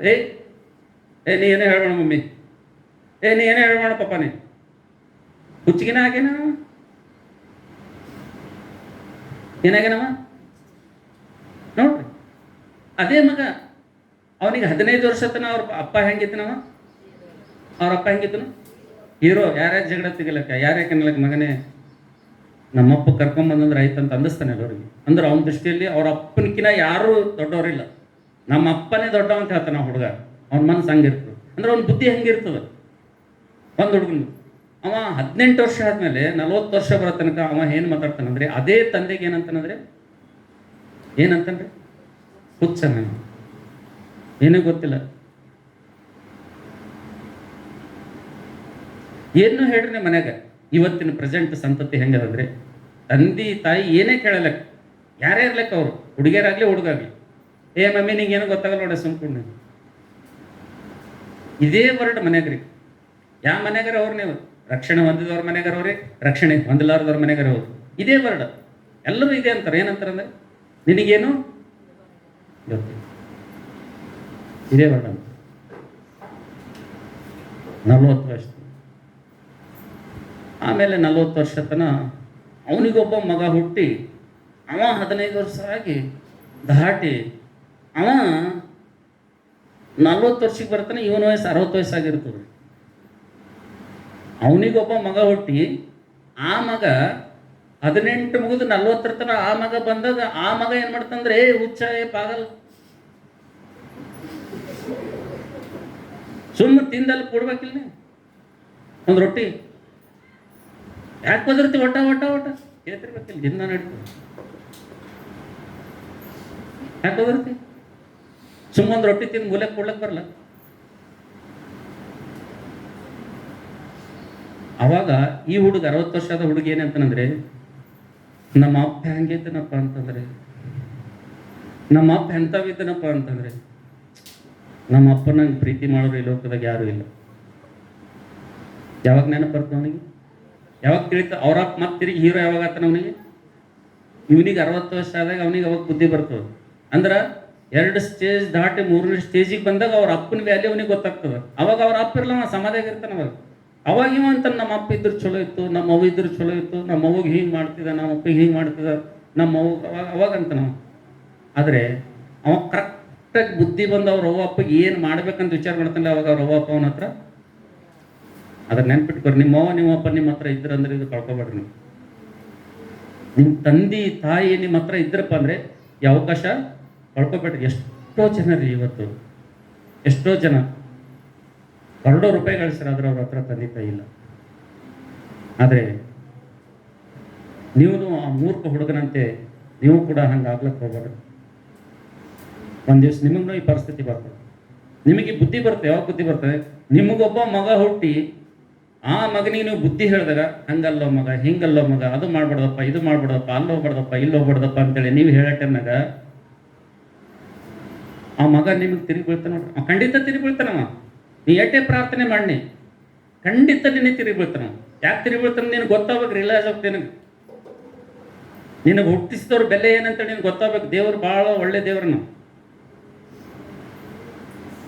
ಅವಾಗಂತ ನಾವು ಏನಂತಾನ ಮಗನಿಗೆ ಹೇಳಕ್ ಸ್ಟಾರ್ಟ್ ಮಾಡ್ತಾನ, ನಮ್ಮಪ್ಪ ಹಿಂಗೆ ಇದ್ದಿದ್ದಿಲ್ಲಪ್ಪ, ನಮ್ಮಪ್ಪ ಇಂಥವ್ ಇದ್ದಿದ್ದಿಲ್ಲಪ್ಪ, ಹೆಂಗಾರ ಹುಟ್ಟಿದ್ದೀನಿ ಅಪ್ಪ, ನಮ್ಮಪ್ಪ ನಡ್ ಚಲೋ ಯಾರು ಇಲ್ಲ ಅಂತ. ಅವಾಗ ಏನು ಪ್ರಯೋಜನ ನೀ ಹೇಳಿದ್ರೆ? ಅವಾಗ ನೀ ತಿಳ್ಕೊಂಡ್ರೆ ನಿನಗೇನು ಲಾಭ? ಅವಾಗ ನಿಮ್ಮ ಅಪ್ಪ ಸತ್ತ ಮೇಲೆ ನಿನಗೇನು ಲಾಭ? ಅದು ತಿಳ್ಕೊಂಡೆ ಅವಾಗ ಏನಾರ ಮಾಡ್ಲಿಕ್ಕಾಗ್ತದ? ನಿನಗೆ ಸನ್ಮಾನ ಮಾಡ್ಲಿಕ್ಕಾಗ್ತದ? ಗೌರವಿಸ್ಲಿಕ್ಕಾಗ್ತದ? ಅಥವಾ ಏನಾಗಲ್ಲ. ಅದಕ್ಕೆ ದೇವ್ರ ವಾಕ್ಯದಲ್ಲಿ ದಾವೀದನು ಕಷ್ಟದಲ್ಲಿದ್ದರೂ ಕೂಡ ತನ್ನ ತಂದೆ ತಾಯಿಗಳನ್ನು ಬೇರೆ ರಾಜನಂತರ, ನಾನಾದರೂ ಗವಿಗಳಿಂದ ಗವಿ ಓಡೋಗ್ತಾ ಇದ್ದೀನಿ, ಸ್ಥಳದಿಂದ ಸ್ಥಳ ಬಿಟ್ಟು ಅಲಿತಾ ಇದ್ದೀನಿ, ಅದಕ್ಕೋಸ್ಕರವಾಗಿ ನನ್ನ ತಂದೆ ತಾಯಿಗಳಿಗೆ ಏನಾಗಬಾರ್ದು, ಅವ್ರಿಗೆ ಕಷ್ಟ ಆಗ್ಬಾರ್ದು ಅಂತೇಳಿ ಆತನು ಮೋವಾಬ್ ದೇಶದ ಒಂದು ರಾಜನ ಹತ್ರ ಹೋಗಿ ತನ್ನ ತಂದೆ ತಾಯಿಗಳ ಬಾಧ್ಯತೆಯನ್ನು ಕೊಡ್ತಾನೆ ಅಂತ ಹೇಳಿ. ಹಲ್ಲೆಲೂಯಾ.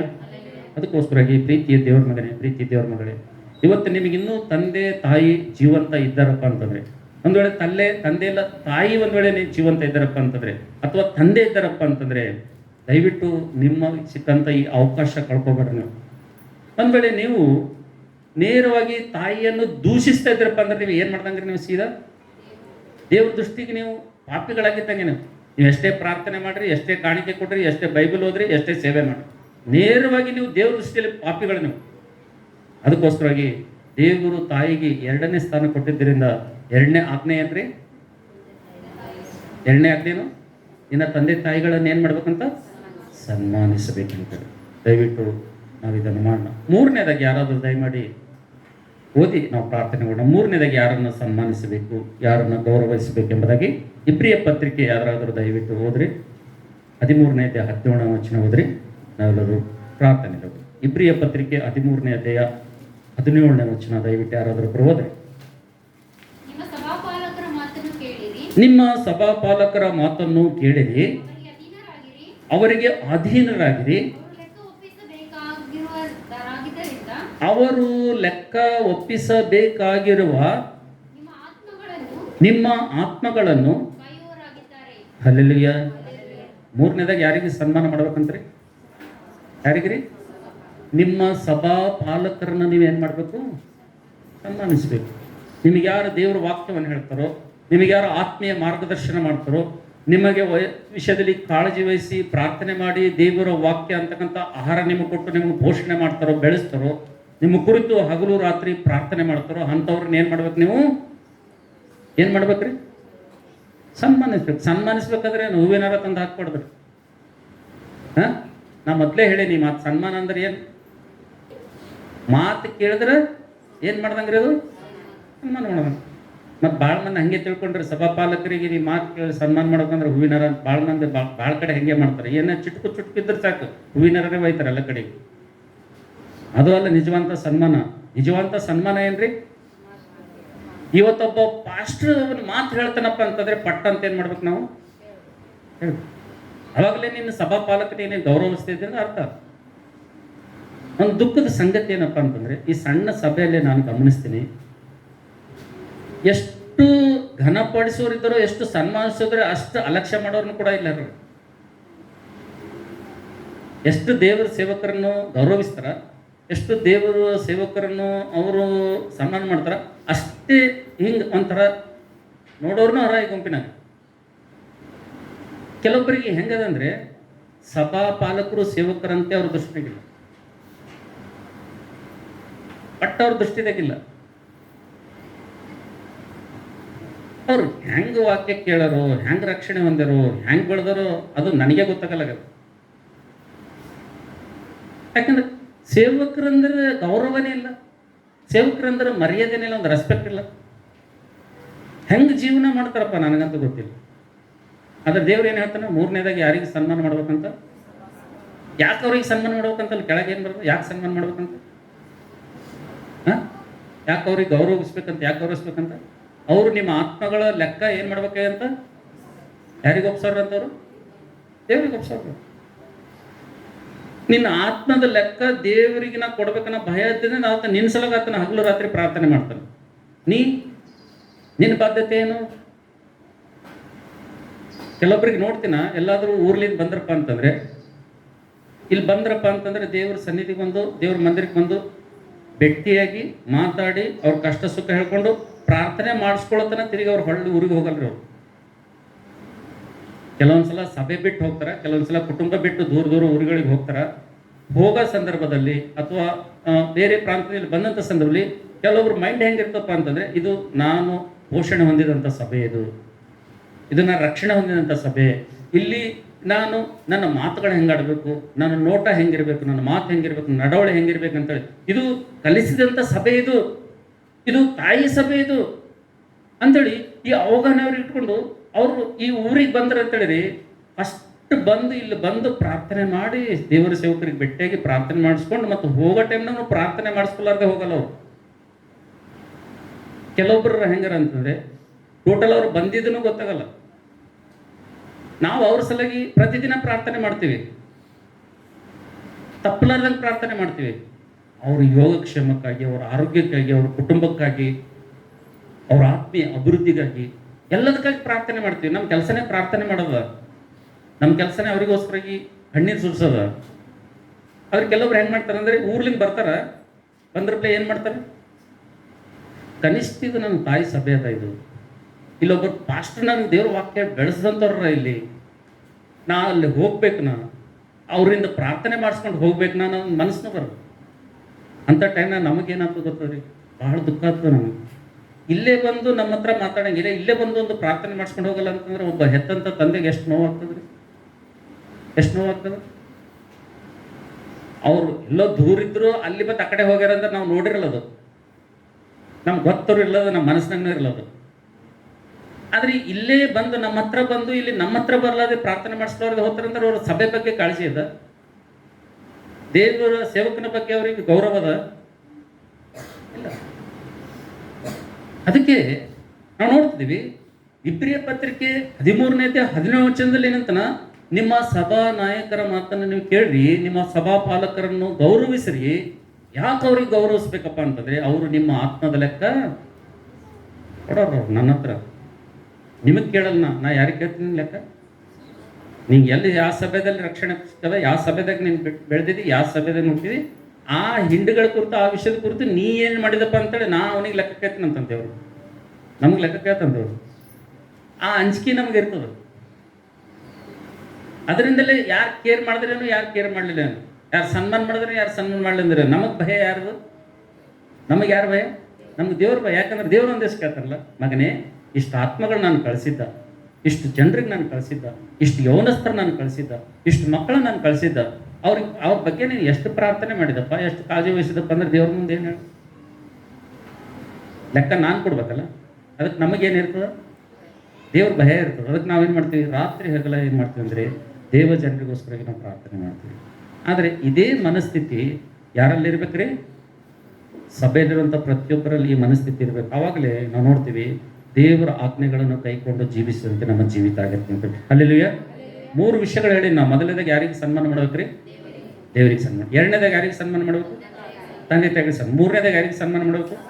ಸಭಾಪಾಲಕರು ಸನ್ಮಾನ. ಮೂರು ವಿಷಯಗಳಲ್ಲಿ ದೇವರು ಇವತ್ತು ನಮ್ಮ ಜೊತೆ ಮಾತಾಡೋದು ಸಂಗತಿ. ಇವೆಲ್ಲ ಬೇಸಿಕ್ ಇರೋದ್ರಿಂದ ಮತ್ತೆ ಮತ್ತೆ ತಿರುಗಿ ಪ್ರಸಂಗ ಆಗಬಾರ್ದು. ನೀವು ಎಷ್ಟು ಜನ ಇಲ್ಲಿ ಕೂತಿರಲ್ರಿ, ತಿರುಗಿ ಪ್ರಸಂಗ ನಿಮ್ಮ ಸಲ ಇನ್ನೊಂದ್ಸಲ ದೇವ್ರು ಮಾಡುವಂಥ ಪರಿಸ್ಥಿತಿ ತರಬಾರ್ದು ಅಂತೇಳಿ ಪ್ರಾರ್ಥನೆ ಮಾಡಿ. ಒಂದು ವೇಳೆ ಆ ರೀತಿಯಾಗಿ ಒಂದು ವೇಳೆ ನೀವು ಬಯಸ್ತಿರಪ್ಪ ಅಂತಂದ್ರೆ, ಆ ರೀತಿಯಾಗಿ ನೀವು ಮನಸ್ಸಿನಾಗ ಇಟ್ಕೊಂಡ್ರಪ್ಪ ಅಂತಂದ್ರೆ ಕರ್ತನ ಸನ್ನಿಧಿಲಿ ಬಂದು ಪ್ರಾರ್ಥನೆ ಮಾಡಿ. ದೇವರೇ ನನ್ನನ್ನು ಕ್ಷಮಿಸಪ್ಪ. ಈ ಮೂರು ಬೇಸಿಕ್ ಫೌಂಡೇಶನ್ ಅಪ್ಪ. ಇವೆಲ್ಲ ನಾನು ರಕ್ಷಣೆ ಹೊಂದಿದಾಗೆ ಇವೆಲ್ಲ ಕಲ್ತ್ಕೋಬೇಕಾಗಿತ್ತು, ಇವೆಲ್ಲ ಬಿಟ್ಟು ಬಿಡಬೇಕಾಗಿತ್ತು, ಇವೆಲ್ಲ ಮಾಡಬೇಕಾಗಿತ್ತು. ಆದರೆ ಇವತ್ತು ಕೂಡ ನಾನು ಹೆಂಗಿದ್ದೀನಪ್ಪ ಅಂತಂದರೆ, ಇನ್ನು ಹಾಲು ಕುಡಿಯುವಂಥ ಒಳ್ಳೆಯ ಹಾಲು ಕುಡಿಯುವಂತನೇ ಆಗಿದ್ದೀನಿ. ಗಟ್ಟಿಯಾದಂಥ ಆಹಾರ ಇನ್ನೂ ಕೂಡ ಇಲ್ಲಕ್ಕೆ ನನ್ನ ಶಕ್ತಿ ಇಲ್ಲ. ಇವತ್ತು ನಿನ್ನ ವಾಕ್ಯದಿಂದ ನನ್ನ ಜೊತೆ ಮಾತಾಡಿದ್ದಿ.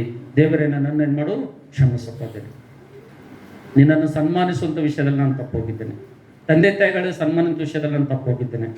ಸಭಾಪಾಲಕರನ್ನು ಗೌರವಿಸುವಂಥ ವಿಷಯದಲ್ಲಿ ನಾನು ತಪ್ಪೋಗಿದ್ದೇನೆ. ಈ ಮೂರು ವಿಷಯಗಳಲ್ಲಿ ದೇವರು ನಾನು ತಪ್ಪೋಗಿದ್ದೇನೆ, ನಾನು ಕ್ಷಮಿಸು ಅಂತೇಳಿ ಪ್ರಾರ್ಥನೆ ಮಾಡಿ ಕರ್ತನ ಮೇಜಿನಲ್ಲಿ ಕೈ ಹಾಕಿ. ಹಾಗೆ ನೀವು ಮಾಡೋದಾದರೆ ಖಂಡಿತವಾಗಿ ದೇವರು ನಿಮ್ಮ ಜೀವಿತಕ್ಕೆ ಒಂದು ದೊಡ್ಡ ಆಶೀರ್ವಾದವನ್ನು ತರಲು ಆತನ ಇಷ್ಟಪಡ್ತಾ ಇದ್ದೀನಿ. ಅದಕ್ಕೋಸ್ಕರ ಬನ್ನಿ, ಈ ವಾಕ್ಯ ಭಾಗ ನಿಮ್ಮ ಜೊತೆ ಮಾತಾಡೋದಾದರೆ ನಮ್ಮ ಮೊಣಕಾಲ ಮೇಲೆ ಹೋಗೋಣ. ನಮ್ಮ ಒಂದು ತಲೆಯನ್ನು ಬಾಗಿಸೋಣ, ನಮ್ಮ ಕಣ್ಣುಗಳನ್ನು ಮುಚ್ಚೋಣ. ಒಂದು ನಿಮಿಷ ನಾವೆಲ್ಲರೂ ಕೂಡ ಕರ್ತನ ಮೇಜಿನಲ್ಲಿ ಕೈ ಹಾಕಿ ಮುಂಚಿತವಾಗಿ ನಮ್ಮನ್ನು ನಾವು ಪರೀಕ್ಷೆ ಮಾಡಿಕೊಳ್ಳೋಣ. ಪರೀಕ್ಷೆ ಮಾಡಿಕೊಂಡು ಯೋಗ್ಯವಾದ ರೀತಿಯಿಂದ ನಾವು ಕರ್ತನ ಮೇಜಿನಲ್ಲಿ ಕೈ ಹಾಕೋಣ.